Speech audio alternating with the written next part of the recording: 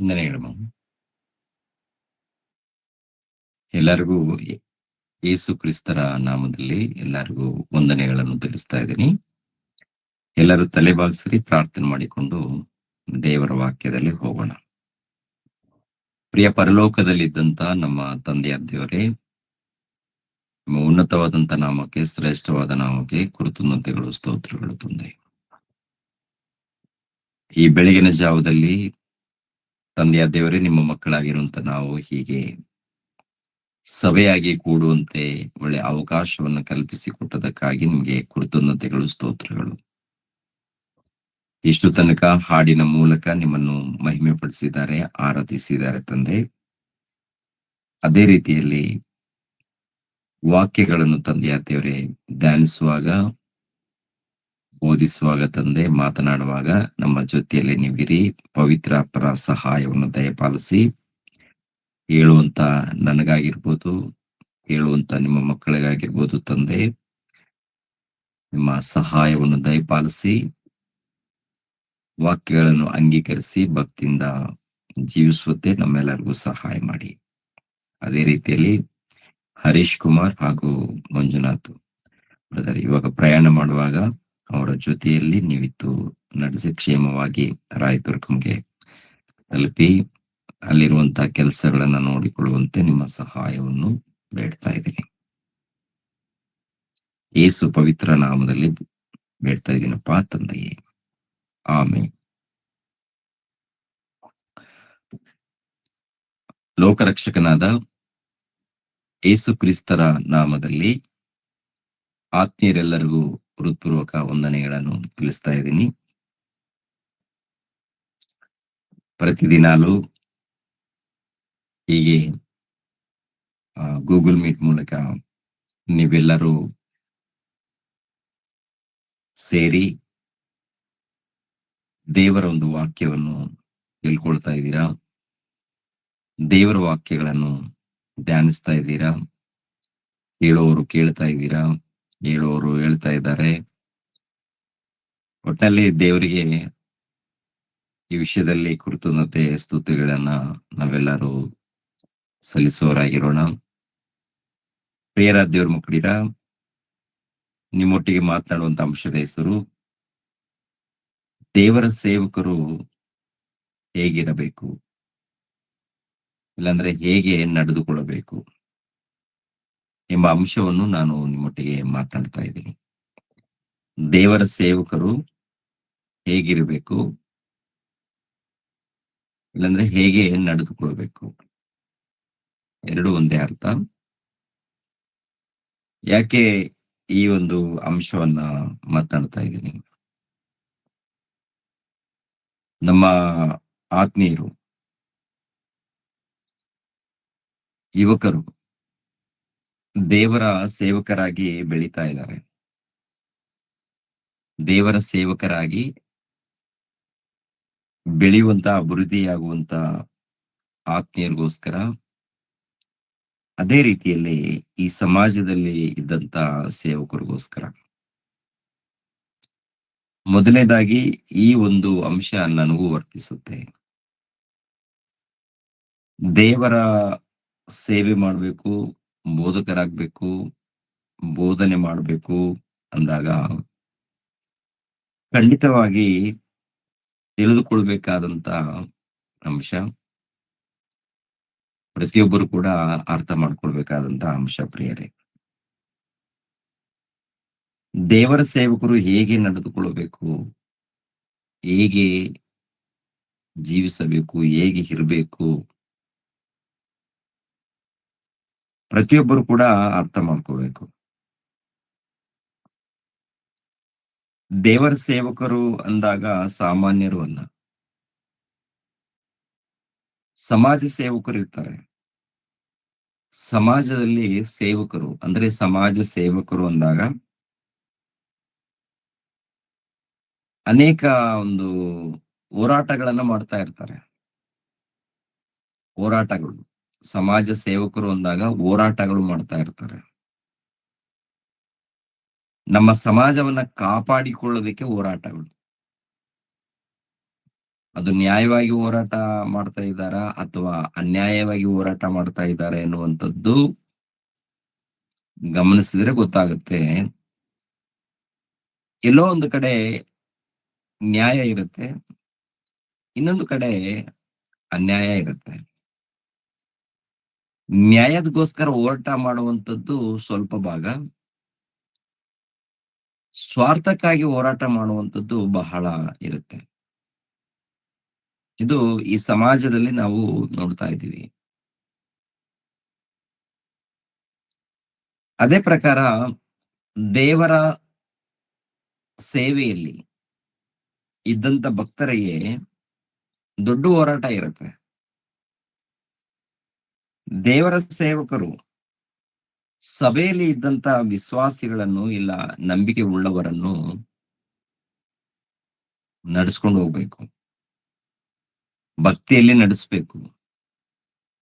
ಭಕ್ತಿಯಲ್ಲಿ ನಡೆಸಬೇಕಾದ್ರೆ ಮೊಟ್ಟ ಮೊದಲು ಸೇವಕರು ಹೇಗೆ ನಡೆದುಕೊಳ್ಬೇಕು?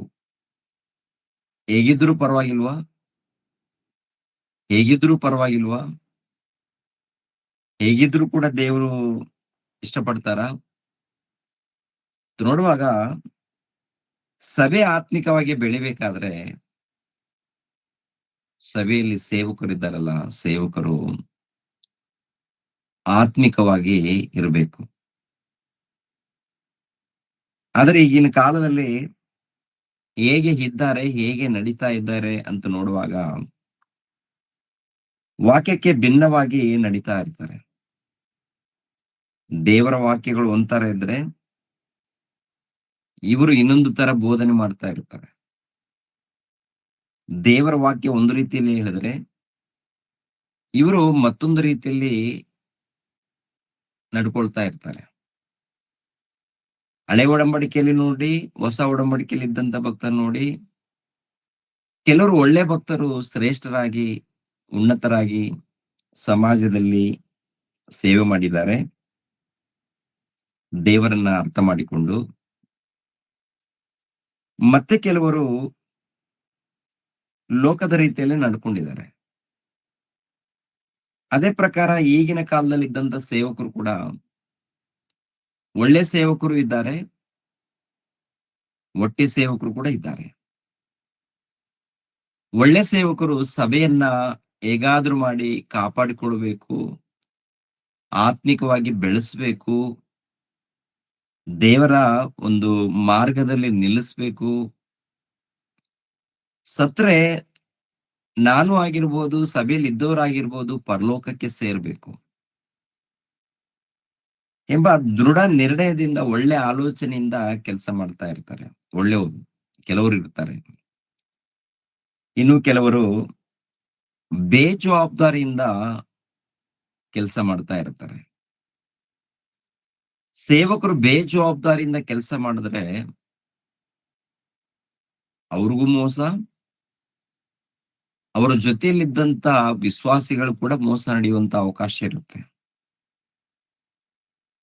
ಒಟ್ನಲ್ಲಿ ದೇವರ ಭಕ್ತಿಯಲ್ಲಿ ವಿಶ್ವಾಸಿಗಳಾಗಿರ್ಬೋದು, ಸೇವಕರು ಆಗಿರ್ಬೋದು, ಒಂದು ಆತ್ಮಿಕವಾಗಿ ನಡಿಬೇಕು. ಮೊದಲನೇದಾಗಿ ಒಂದು ವಚನವನ್ನು ನೋಡಿಕೊಂಡು ನಾವು ಮುಂದೆ ಹೋಗೋಣ.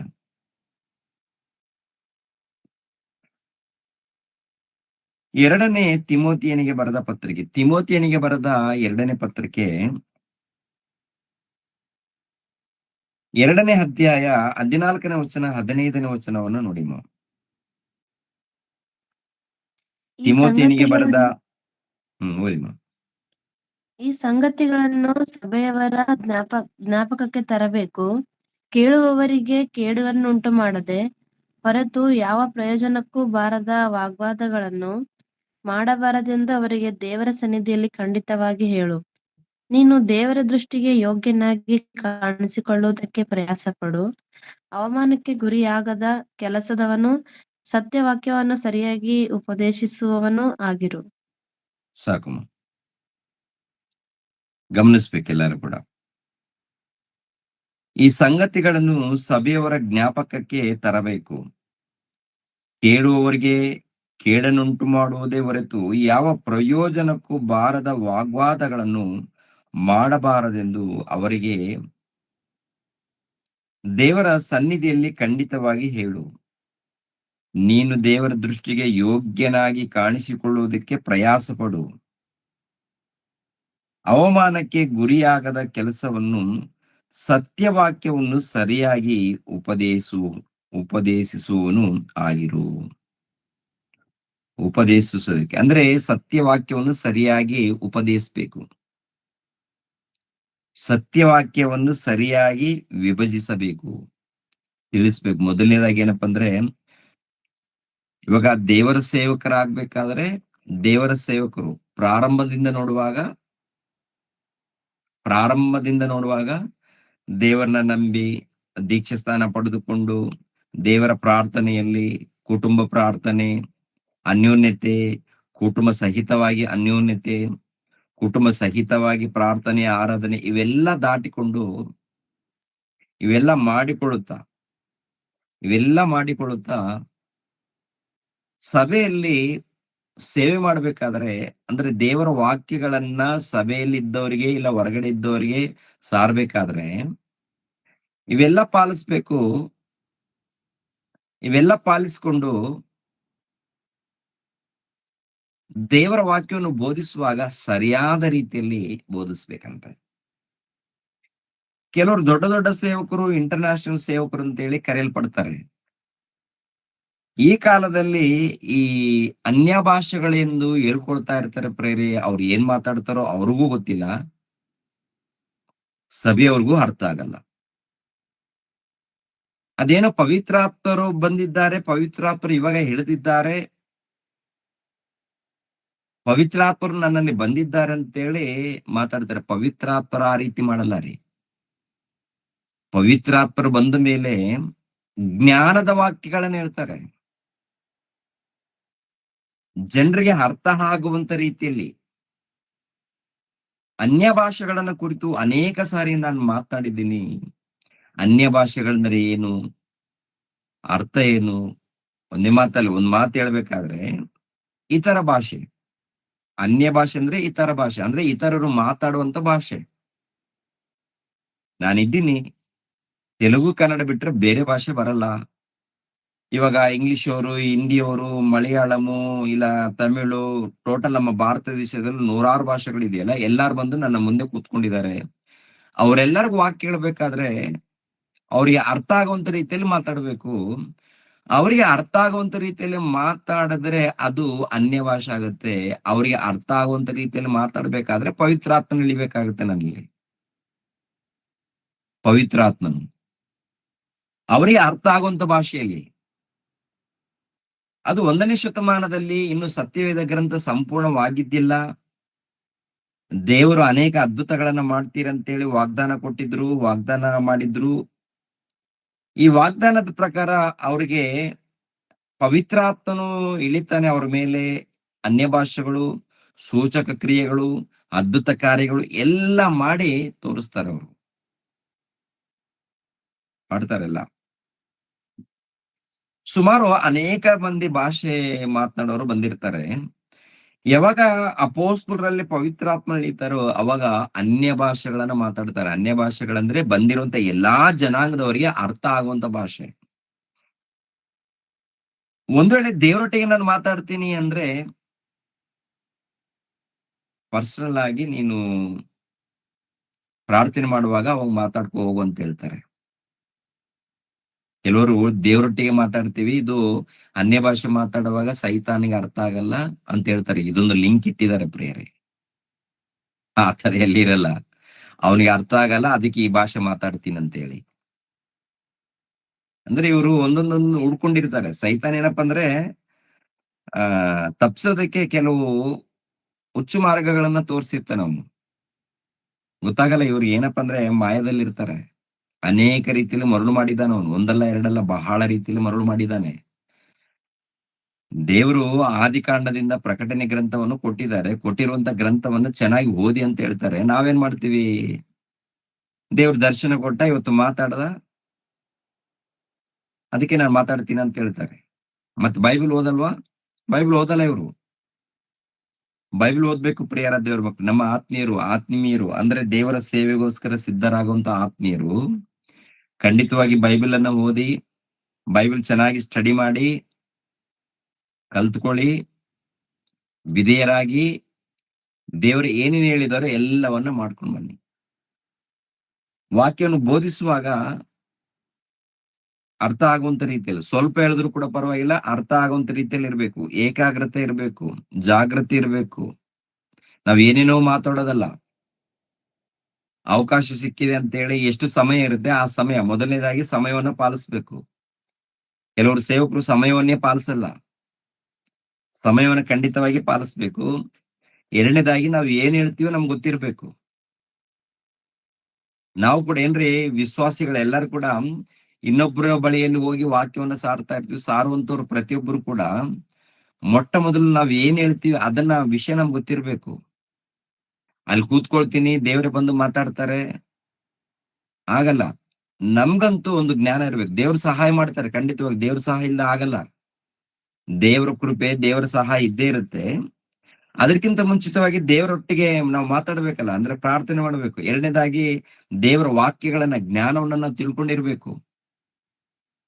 ದೇವರ ಜ್ಞಾನವನ್ನು ನಾವು ತಿಳ್ಕೊಂಡಿರ್ಬೇಕು, ಓದಿರ್ಬೇಕು.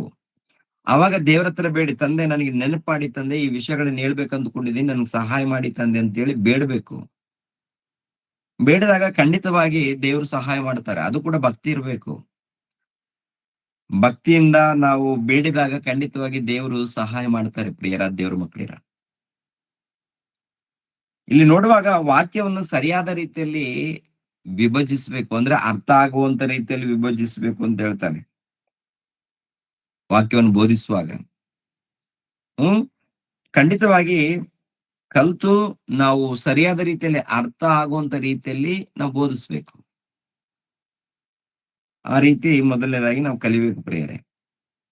ಮತ್ತೊಂದು ವಿಷಯವನ್ನ ನಾವು ನೋಡೋಣ. ಮಾರ್ಕನ ಬರೆದ ಸುವಾರ್ತೆ, ಮಾರ್ಕನ ಬರೆದ ಸುವಾರ್ತೆ 10ನೇ ಅಧ್ಯಾಯ 42ನೇ ವಚನದಿಂದ. ಮಾರ್ಕನ ಬರೆದ ಸುವಾರ್ತೆ 10ನೇ ಅಧ್ಯಾಯ 42ನೇ ವಚನದಿಂದ 44ನೇ ವಚನದವರೆಗೆ ನೋಡೋಣ. ಯೇಸು ಅವರನ್ನು ಹತ್ತಿರಕ್ಕೆ ಕರೆದು ಅವರಿಗೆ, ಹ್ಮ್ ಜಗಳವನ್ನ ನಾಳುವವರೆನಿಸಿಕೊಳ್ಳುವವರು ಅವರ ಮೇಲೆ ಅಹಂಕಾರದಿಂದ ಜನಗಳನ್ನು ಜನಗಳನ್ನ ಆಳುವವರೆನಿಸಿಕೊಳ್ಳುವವರು ಹ್ಮ್. ಅವರ ಮೇಲೆ ಅಹಂಕಾರದಿಂದ ದೊರೆತನ ಮಾಡುತ್ತಾರೆ, ಹೌದು, ಮತ್ತು ಅವರಲ್ಲಿ ದೊಡ್ಡವರು ಬಲಾತ್ಕಾರದಿಂದ ಅಧಿಕಾರ ನಡೆಸುತ್ತಾರೆ ಎಂದು ನೀವು ಬಲ್ಲಿರಷ್ಟೇ. ಹ್ಮ್ ಆದರೆ ನಿಮ್ಮಲ್ಲಿ ಹಾಗಿರಬಾರದು. ನಿಮ್ಮಲ್ಲಿ ದೊಡ್ಡವನಾಗಿರಬೇಕೆಂದಿರುವವನು ನಿಮ್ಮ ಸೇವಕನಾಗಿರಬೇಕು. ನಿಮ್ಮಲ್ಲಿ ಮೊದಲನೆಯವನಾಗಿರಬೇಕೆಂದಿರುವವನು ಎಲ್ಲರ ಆಳಾಗಿರಬೇಕು. 45. ಮನುಷ್ಯಕುಮಾರನು ಸಹ ಸೇವೆ ಮಾಡಿಕೊಳ್ಳುವುದಕ್ಕೆ ಬರಲಿಲ್ಲ, ಸೇವೆ ಮಾಡುವುದಕ್ಕೂ ಅನೇಕರನ್ನು ಬಿಡಿಸಿಕೊಳ್ಳುವುದಕ್ಕಾಗಿ ತನ್ನ ಪ್ರಾಣವನ್ನು ಇಡುಕೊಡುವುದಕ್ಕೂ ಬಂದನು ಎಂದು ಹೇಳಿದನು. ಸಾಕು ನೋಡಿ, ಗಮನಿಸ್ಬೇಕು. ಈ ಸಮಾಜದಲ್ಲಿ ಜನಗಳನ್ನು, ಪ್ರಜೆಗಳನ್ನು ಆಳುವಂತ ಜನರು ಹೇಗಿರ್ತಾರೆ? ಅಧಿಕಾರ ನಡೆಸುವವರಾಗಿ. ಅಂದ್ರೆ ಅಧಿಕಾರ ನಡೆಸುವಂತ ಇವರು ಅಹಂಕಾರದಿಂದ ದೊರೆತನ ಮಾಡ್ತಾರಂತೆ. ಅದು ನಿಜ. ಈ ಲೋಕದಲ್ಲಿ ಅಧಿಕಾರ ನಡೆಸುವಂತ ಅಧಿಕಾರಿಗಳು ಜನರ ಮೇಲೆ ದೊರೆತನ, ಅದು ಕೂಡ ಅಹಂಕಾರದಿಂದ. ಗರ್ವ ಇರುತ್ತೆ, ಅಹಂಕಾರ ಇರುತ್ತೆ. ನಮ್ಮಲ್ಲಿ ಹೇಗಿರ್ಬೇಕಂತೆ? ಸಭೆಯಲ್ಲಿ ಜನ ಇದ್ದಾರಲ್ಲ, ಸಭೆಯಲ್ಲಿ ಈ ಜನಕ್ಕೆ ದೇವರಲ್ಲಿರುವಂತದ್ದು ಕುರಿಗಳು ಅಂತ ಹೇಳ್ತಾರೆ. ಎರಡನೇದಾಗಿ ಸಭೆಯಲ್ಲಿ ಇದ್ದಂತ ವಿಶ್ವಾಸಿಗಳು ನನ್ನ ಮಕ್ಕಳು, ನನ್ನ ಸ್ವಕೀಯ ಪ್ರಜೆಗಳು ಅಂತ ಹೇಳ್ತಾರೆ.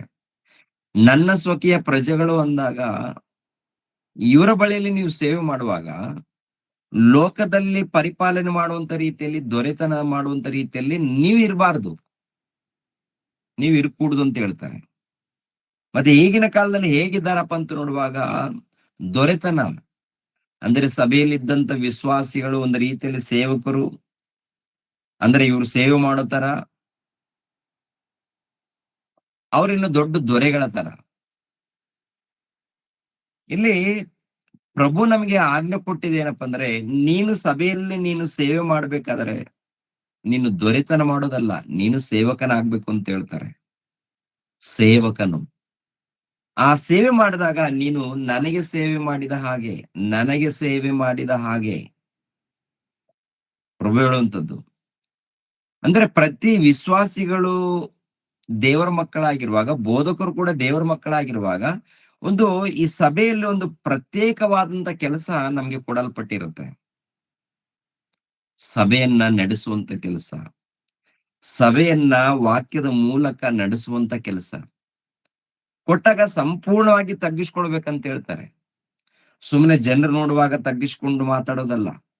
ಜನರು ಇದ್ರೂ ಇಲ್ಲದೆ ಇದ್ರೂ ಯಾವಾಗಲೂ ಕೂಡ ದೇವರಿಗೆ ವಿಧೇಯರಾಗಿ ತಗ್ಗಿಸ್ಕೊಂಡು ನಡಿಬೇಕು. ನೋಡಿ ಕೆಲವರು ಏನ್ರಿ ಸೇವಕರಂದ್ ಅಂದ್ಮೇಲೆ ನಾನು ಪ್ರಿನ್ಸಿಪಾಲು, ನಾನು ವೈಸ್ ಪ್ರಿನ್ಸಿಪಾಲು, ನಾನು ಪ್ರೆಸಿಡೆಂಟು, ನಾನು ವೈಸ್ ಪ್ರೆಸಿಡೆಂಟು, ನಾನು ದೊಡ್ಡವನು ಈ ಸಭೆಯಲ್ಲಿ, ನಾನು ಅಧ್ಯಕ್ಷ, ನನ್ನ ಹಾಗೆ, ನಾನು ಹೀಗೆ ಅಂತೇಳಿ ಒಂದು ರೀತಿಯಲ್ಲಿ ಗರ್ವ ತೋರಿಸ್ಕೊಳ್ತಾರೆ. ಗರ್ವ ಇದ್ರೆ ನಾವು ಬಿದ್ದೋಗ್ತೀವಿ ಗ್ಯಾರಂಟಿ. ಅಹಂಕಾರ ಇದ್ರೆ ನಾವು ಬಿದ್ದೋಗ್ತೀವ.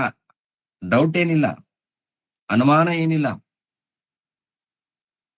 ದೇವರ ಸಭೆ ಆಗಿರುವಾಗ ಈ ದೇವರ ಸಭೆಯನ್ನ ನಾವು ಹೇಗೆ ಪರಿಪಾಲನೆ ಮಾಡ್ಬೇಕು, ಹೇಗೆ ನಡೆಸಬೇಕು?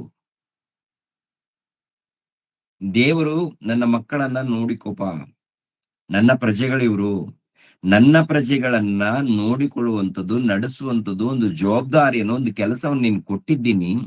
ನೀನು ಆತ್ಮಿಕವಾಗಿ ಬೆಳೆಸ್ಬೇಕು, ಒಳ್ಳೆ ಆಹಾರ ಕೊಟ್ಟು ಬೆಳೆಸ್ಬೇಕು. ನಿನ್ನ ಸ್ವಾರ್ಥಕ್ಕಾಗಿ ನೀನು ಉಪಯೋಗ ಮಾಡ್ಕೋಬಾರ್ದು. ನಿನ್ನ ಸ್ವಾರ್ಥಕ್ಕಾಗಿ.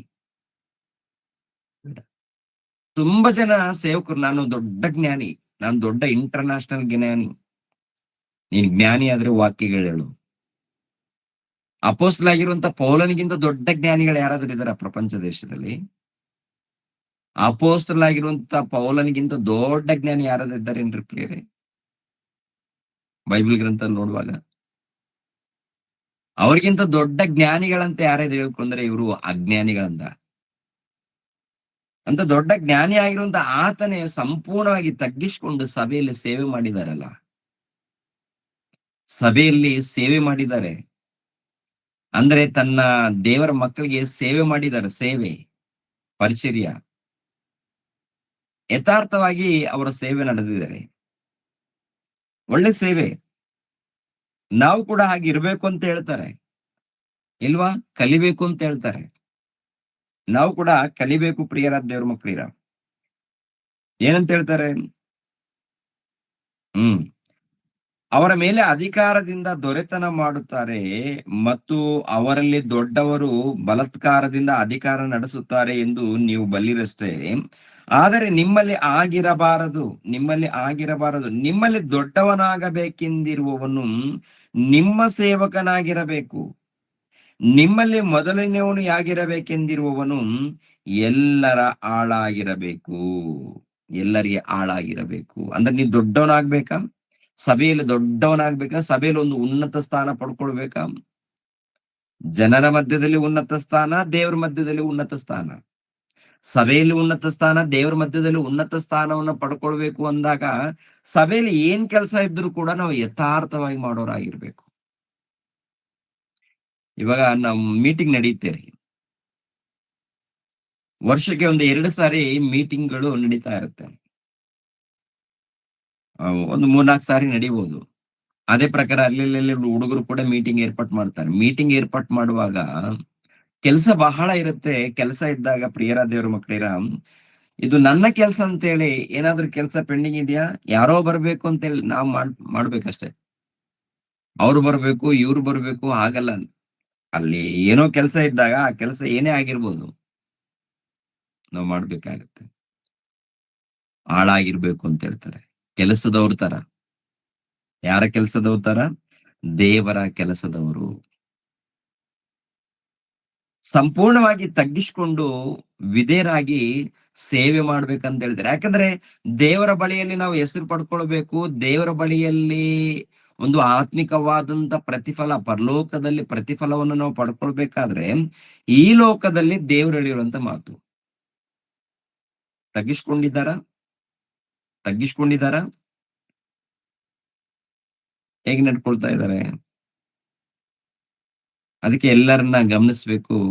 ಅವ್ರ ತರ ನಾವ್ ಇರ್ಕೂಡ್ದು. ನಾವು ಬೆಳೆಯೋರು ಆತ್ಮಿಕವಾಗಿ ಬೆಳೆಯುವಂತ ನಾವೆಲ್ಲರೂ ಕೂಡ ಪ್ರಿಯರಾದ ದೇವ್ರ ಮಕ್ಕಳಿರ ನಾವು ಕಲಿಬೇಕು. ಹ್ಮ್. ನಾವೆಲ್ಲರೂ ಪ್ರತಿಯೊಬ್ಬರು ಕೂಡ ಕಲಿಬೇಕು. ಮತ್ತೊಂದು ವಚನವನ್ನ ನಾವು ಗಮನಿಸೋಣ. ಮತ್ತೊಂದು ವಚನವನ್ನ.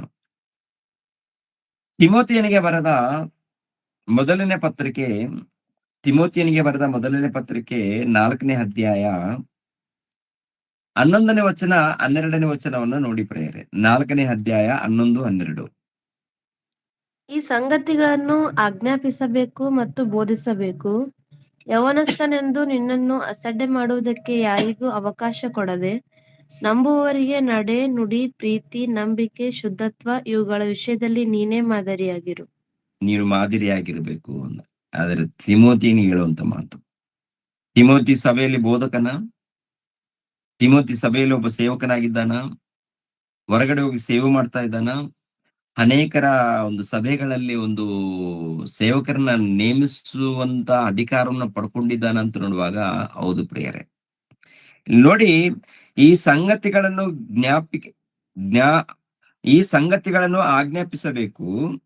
ಈ ಸಂಗತಿಗಳನ್ನು ಆಜ್ಞಾಪಿಸಬೇಕು ಮತ್ತು ಬೋಧಿಸಬೇಕು. ಯೌವನಸ್ಥನೆಂದು ನಿನ್ನನ್ನು ಅಸಡ್ಡೆ ಮಾಡುವುದಕ್ಕೆ ಯಾರಿಗೂ ಅವಕಾಶ ಕೊಡಬೇಡ. ಯೌವನಸ್ಥನೆಂದು ನಿನ್ನನ್ನು ಅಸಡ್ಡೆ ಮಾಡುವುದಕ್ಕೆ ಯಾರಿಗೂ ಅವಕಾಶ ಕೊಡಬೇಡ.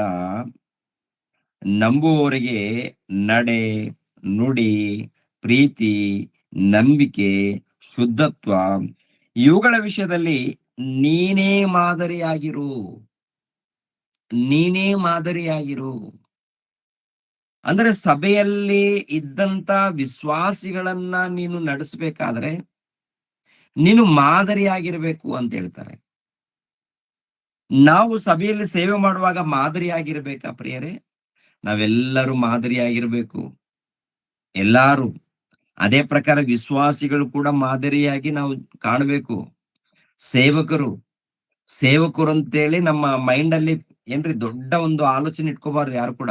ನಾನ್ ಯಾರು ಗೊತ್ತಾ ಸೇವಕನು, ನಾನ್ ಯಾರು ಗೊತ್ತಾ ವಾಕ್ಯವನ್ನು ಹೇಳುವವನು ಅಂತೇಳಿ ಒಂದು ರೀತಿಯಲ್ಲಿ ನಮ್ಮ ನಮ್ಮ ದೇಹದಲ್ಲಿ ಗರ್ವ ಎನ್ನುವುದು ಕಾಣ್ತಾ ಇರುತ್ತೆ. ಅಂತದ್ದು ಸಂಪೂರ್ಣವಾಗಿ ತಗ್ಗಿಸಿಕೊಂಡಾಗ ನೀವು ಉನ್ನತವಾಗಿ ಬೆಳಿತೀರಾ. ಸಂಪೂರ್ಣವಾಗಿ ತಗ್ಗಿಸಿಕೊಂಡಾಗ ನೀವು ಉನ್ನತವಾಗಿ ಬೆಳಿತೀರಾ. ದೇವರ ವಾಕ್ಯವನ್ನ ಕಲ್ತ್ಕೊಂಡಾಗ, ಶ್ರದ್ಧೆಯಿಂದ ಭಕ್ತಿಯಿಂದ ಕಲ್ತುಕೊಂಡಾಗ ನೀವು ಉನ್ನತವಾಗಿ ಬೆಳಿತೀರಾ. ದೇವರೇ ನಿಮ್ಮನ್ನ ಉನ್ನತವಾಗಿ ತಗೊಂಡು ಹೋಗ್ತಾರೆ. ದೇವರೇ ನಿಮ್ಮನ್ನ ಉನ್ನತವಾಗಿ ತಗೊಂಡು ಹೋಗ್ತಾರೆ. ಹಿರಿಯರ ಬಳಿಯಲ್ಲಿ ಹೇಗೆ ಮಾತಾಡಬೇಕು, ಅಕ್ಕ ತಂಗಿಯರ ಬಳಿಯಲ್ಲಿ ಹೇಗೆ ಮಾತಾಡಬೇಕು, ಸ್ತ್ರೀಯರ ಬಳಿಯಲ್ಲಿ ಹೇಗೆ ಮಾತಾಡ್ಬೇಕು. ಸ್ತ್ರೀಯರಲ್ಲಿ ಮಾತನಾಡುವಾಗ, ಒಬ್ಬ ಪುರುಷನು ಸ್ತ್ರೀಯರಲ್ಲಿ ಮಾತನಾಡುವಾಗ ತಂಗಿ ಎಂದು, ಇಲ್ಲಾಂದ್ರೆ ದೊಡ್ಡವರಾದ್ರೆ ಅಕ್ಕ ಎಂದು ಪ್ರೀತಿಯಿಂದ ಒಂದ್ 4 ಮಾತು ಎಷ್ಟು ಮಾತಾಡ್ಬೇಕು ಅಷ್ಟೇ ಇರ್ಬೇಕು. ಎಷ್ಟು ಮಾತಾಡ್ಬೇಕು ಅಷ್ಟೇ ಇರ್ಬೇಕು. ಅದೇ ಪ್ರಕಾರ ಯವನಸ್ಥರು ಇದ್ದಾಗ ಲೌಕಿಕವಾದಂತ ಮಾತುಗಳು ಮಾತನಾಡೇಬಾರ್ದು. ಲೌಕಿಕವಾದಂತ ಮಾತುಗಳು, ಈ ಲೋಕಕ್ಕೆ ಸಂಬಂಧಪಟ್ಟಂತ ಮಾತುಗಳು. ಸಭೆಯಲ್ಲಿ ಆತ್ಮಿಕವಾಗಿ ನಾವು ಬಂದಿದೀವಿ ಅಂದ್ರೆ ದೇವರ ವಚನಗಳನ್ನು ಕುರಿತು ಮಾತಾಡಿ, ದೇವರ ವಾಕ್ಯಗಳನ್ನ ಕುರಿತು ಮಾತಾಡ್ಕೊಳ್ಳಿ. ಕಷ್ಟ ಸುಖಗಳಂತೀರ ಒಂದ್ 2 ಮಾತು ಸೇವಕರು ಇರ್ತಾರಲ್ಲ, ದೊಡ್ಡವರು ಇರ್ತಾರಲ್ಲ, ಅವ್ರ ಹತ್ರ ಒಂದು 4 ಮಾತು ಹೇಳ್ಕೊಳ್ಳಿ ಅಷ್ಟೇ. ಒಂದು 4 ಮಾತು ಹೇಳ್ಕೊಂಡೆ ನಮಗೋಸ್ಕರ ಪ್ರಾರ್ಥನೆ ಮಾಡಿ, ಈ ತರ ಕುಟುಂಬದಲ್ಲಿ ಸಮಸ್ಯೆಗಳಿದೆ ಅಂತೇಳಿ 4 ಮಾತುಗಳನ್ನ ಹೇಳ್ಕೊಳ್ಳಿ. ಜಾಸ್ತಿ ಇರ್ಕೂಡುದು. ಎಷ್ಟು ಮಾತಾಡ್ಬೇಕು ಅಷ್ಟೇ ಮಾತಾಡ್ಕೊಂಡು ಪ್ರಿಯರಾದ ದೇವ್ರ ಮಕ್ಕಳಿರ ಮುಂದೆ ನಡಿಬೇಕು. ಯಾಕಂದ್ರೆ ಯವ್ವನ ಕಾಲದಲ್ಲಿ ಇದ್ದಂತ ಯುವಕರು ಇಲ್ಲಿ ಕೂಡ ದಾರಿ ತಪ್ಪುವಂತ ಅವಕಾಶ ಇರುತ್ತೆ. ಸೇವಕರ ಮಧ್ಯದಲ್ಲಿ, ಅಂದ್ರೆ ಸೇವೆ ಮಾಡುವಂತ ಸೇವಕರು ಬೆಳಿತಾ ಇರ್ತಾರಲ್ಲ, ಈ ಹುಡುಗ ಚೆನ್ನಾಗಿ ವಾಕ್ಯ ಹೇಳ್ತಾ ಇರ್ತಾನೆ, ಈ ಹುಡುಗ ಚೆನ್ನಾಗಿ ವಾಕ್ಯ ಹೇಳ್ತಾ ಇರ್ತಾನೆ ಅಂತೇಳಿ ಒಂದು ರೀತಿಯಲ್ಲಿ ಲೋಕದ ಆಲೋಚನೆ ಬರುವಂತದ್ದು ಕೂಡ ಇರುತ್ತೆ ಅವಕಾಶ. ಕೆಲವರು ಯುವಕರು ಯುವತಿಯರಲ್ಲಿ ಪ್ರೀತಿ ಪ್ರೇಮ, ಲೋಕದಲ್ಲಿ ಪ್ರೀತಿ ಪ್ರೇಮ ಇರುತ್ತಲ್ಲ, ಇಂಥ ಪ್ರೀತಿ ಪ್ರೇಮ ಎನ್ನುವಂಥದ್ದು ಕೂಡ ನಡೀತಾ ಇರುತ್ತೆ. ಯಾವತ್ತಿಗೂ ಸಭೆಯಲ್ಲಿ ಇಂಥದ್ದು ಆಗ್ಲೇಬಾರದು. ಒಂದ್ ವೇಳೆ ಯೌವನ ಕಾಲದಲ್ಲಿ ಇದ್ದಾಗ ಮದುವೆ ಎಂಬ ಆಲೋಚನೆ ಬಂದ್ರೆ ತಕ್ಷಣ ತಂದೆ ತಾಯಿಗಳಿಗೆ ತಿಳಿಸಿ, ತಂದೆ ತಾಯಿಗಳಿಗೆ ಹೇಳಿ, ಅವ್ರ ಮೂಲಕ ಅವ್ರು ನೋಡಿರುವಂತ ಸಂಬಂಧವನ್ನ ಮದುವೆ ಮಾಡಿಕೊಳ್ಳುವುದು ಉತ್ತಮ. ಮದುವೆ ಮಾಡಿಕೊಳ್ಳುವಂಥದ್ದು ಉತ್ತಮ. ಈಗಿನ ಕಾಲದಲ್ಲಿ ಆಗಲ್ಲ. ಈ ಹುಡುಗಿ ನನಗೆ ಇಷ್ಟ ಆದ್ಲು, ನಾನು ಮದುವೆ ಮಾಡ್ತೀನಿ ಅಂತ ನೇರವಾಗಿ ಮಾತಾಡ್ಬಿಡ್ತಾರಷ್ಟೇ. ನೇರವಾಗಿ ನೀನಂದ್ರೆ ನನಗೆ ಇಷ್ಟ ಅಂತ ಹೇಳಿ ಹುಡುಗ ಹುಡುಗಿ ಮಾತಾಡ್ಕೊಂಡು ಸಭೆಯಲ್ಲಿ ಸೇವಕರಂತ ಹೇಳ್ಕೊಳ್ಳೋರು ಕೆಲವು ಕಡೆ ನಡೀತಾ ಇರುತ್ತೆ. ಮತ್ತೆ ನಮ್ಮಲ್ಲಿ ಅಂತ ಘಟನೆಗಳು ನಡಿಕೂಡುದು ಅಂತ ಹೇಳಿ ಮುಂಚಿತವಾಗಿ ಎಚ್ಚರಿಕೆ ಮಾತುಗಳು. ಮುಂಚಿತವಾಗಿ ಈ ಹುಡುಗಿ ಅಂದ್ರೆ ನನಗೆ ಇಷ್ಟ, ಆ ಹುಡುಗಿ ಅಂದ್ರೆ ನನಗೆ ಇಷ್ಟ, ಈ ಹುಡುಗ ಅಂದ್ರೆ ನನಗೆ ಇಷ್ಟ, ಒಳ್ಳೆ ರೀತಿಯಲ್ಲಿ ವಾಕ್ಯ ಹೇಳ್ತಾನೆ. ಇಂಥ ಆಲೋಚನೆಯಲ್ಲಿ ಹುಡುಗರು ಯಾರು ಹೋಗ್ಕೂಡುದು. ಇಷ್ಟ ಇದೆಯಾ ತಂದೆ ತಾಯಿಗಳಿಗೆ ತಿಳಿಸಿ. ತಂದೆ ತಾಯಿಗಳಿಗೆ ತಿಳಿಸದೆ ನೀವು ಏನಾದ್ರೂ ಒಳಗೆ ಮಾತಾಡ್ಕೊಂಡು ಆಮೇಲೆ ಮದ್ವೆ ವಿವಾಹ ಅಂತೇಳಿ ದೇವರ ಸೇವೆ ಪಕ್ಕಕ್ಕಿಟ್ಟು ಮಾಡಬಾರದ ದಾರಿ ಹೋಗಿ ಆಮೇಲೆ ಏನ್ರಿ ದಾರಿ ತಪ್ಪುವಂತ ರೀತಿಯಲ್ಲಿ ಹೋಗ್ಬಾರ್ದು. ಯಾರಿಲ್ಲ ಅಂತವ್ರು, ಆದ್ರೂ ಯುವಕರಿಗೆ ನಾನು ಎಚ್ಚರಿಕೆ ಕೊಡ್ತಾ ಇರ್ತೀನಿ. ಯುವಕರು, ಪ್ರಿಯರಾದ ದೇವ್ರ ಮಕ್ಕಳಿರ, ಒಳ್ಳೆ ರೀತಿಯಿಂದ ಆತ್ಮಿಕವಾಗಿ ಬೆಳಿರಿ ಪ್ರಿಯರೇ. ಅದೇ ಪ್ರಕಾರ ನಾನು ವಿಶ್ವಾಸಿ, ನಾನು ಬೋಧಕನಲ್ಲ, ನನಗೆ ಅವಕಾಶ ಇದೆ ಅಂತ ಆ ರೀತಿ ಕೂಡ ಯಾರು ಅಂದ್ಕೋಬಾರ್ದು. ವಿಶ್ವಾಸಿಗಳಾಗಿರ್ಬೋದು, ಸೇವಕರು ಆಗಿರ್ಬೋದು, ಸೇವೆಗೋಸ್ಕರ ಸಿದ್ಧವಾಗುವವರಾಗಿರ್ಬೋದು, ಎಲ್ಲರೂ ಕೂಡ ಒಂದು ಕ್ರಮಬದ್ಧವಾಗಿ ಒಂದು ಪದ್ಧತಿ ಇರುತ್ತೆ. ಆ ಪದ್ಧತಿ ಪ್ರಕಾರ ನಡಿಬೇಕು. ಯವನ ಕಾಲದಲ್ಲಿ ಇದ್ದೀರಾ? ಯವನ ಕಾಲದಲ್ಲಿ ಇದ್ದಾರಾ? ಯವನ ಕಾಲದಲ್ಲಿ ಇದ್ದಾಗ ಇಲ್ಲಿ ಅಪೊಸ್ತಲನಾಗಿರುವಂತ ಪೌಲನು ತಿಮೋಥೆಯನಿಗೆ ಹೇಳುವಂತ ಮಾತನ್ನ ಗಮನಿಸಬೇಕು. ಈ ಸಂಗತಿಗಳನ್ನು ಆಜ್ಞಾಪಿಸಬೇಕು ಮತ್ತು ಬೋಧಿಸಬೇಕು. ಯಾರಿಗೂ ಬೋಧಿಸಬೇಕು? ಯವನಸ್ಥನೆಂದು ನಿನ್ನನ್ನು ಅಸಡ್ಡೆ ಮಾಡೋದಕ್ಕೆ ಯಾರಿಗೂ ಅವಕಾಶ ಕೊಡದೆ, ನಂಬುವವರಿಗೆ ನಡೆ, ನುಡಿ, ಪ್ರೀತಿ, ನಂಬಿಕೆ, ಶುದ್ಧತ್ವ ಇವುಗಳ ವಿಷಯದಲ್ಲಿ ನೀನೇ ಮಾದರಿಯಾಗಿರಬೇಕು. ಮಾದರಿ. ಇವಾಗ ಸೇವಕರು ಆದಾಗ ಮಾದರಿ ತೋರಿಸ್ಬೇಕಾ? ಇರ್ಬೇಕಾ? ದೇವರು ಕೊಟ್ಟ ಕೆಲಸವನ್ನು ಶ್ರದ್ಧೆಯಿಂದ ಮಾಡ್ಬೇಕಂತ ಹೇಳ್ತಾರೆ. ಅಶ್ರದ್ಧೆ ಇರ್ಕೂಡ್ದು, ಶ್ರದ್ಧೆ ಇರ್ಬೇಕು. ಅಶ್ರದ್ಧೆ ಮಾಡಿದ್ರೆ, ಅಶ್ರದ್ಧೆಯಿಂದ ಕೆಲಸ ಮಾಡಿದ್ರೆ ಏನ್ರಿ ಇವರ ಅಶ್ರದ್ಧೆ ಯಾರಿಗೋ ಏನ್ರಿ, ಇವರ ಅಶ್ರದ್ಧೆ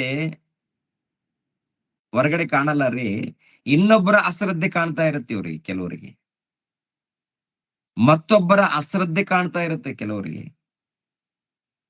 ನಮ್ಮಲ್ಲೇ ಅಶ್ರದ್ಧೆ ನಡೀತಾ ಇದೆ ಎನ್ನುವಂಥದ್ದು ಆಲೋಚನೆ ಮಾಡಲ್ಲ. ನಮ್ಮ ಬಳಿಯಲ್ಲಿ ಅಶ್ರದ್ಧೆ, ನಮ್ಮ ಬಳಿಯಲ್ಲಿ ಓಕೆ, ದೇವರ ಸೇವೆ ವಿಷಯದಲ್ಲಿ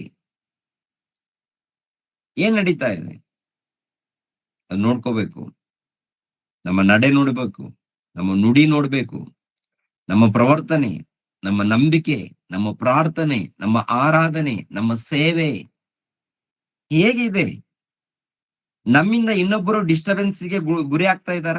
ನಮ್ಮ ಮಾತಿನಿಂದ, ನಮ್ಮ ನಡೆಯಿಂದ, ನಮ್ಮ ಪ್ರವರ್ತನೆಯಿಂದ ಇನ್ನೊಬ್ರು ಏನಾದ್ರೂ ಡಿಸ್ಟರ್ಬೆನ್ಸ್ಗೆ, ತೊಂದರೆಗೆ ಗುರಿ ಆಗ್ತಾ ಇದ್ದಾರ?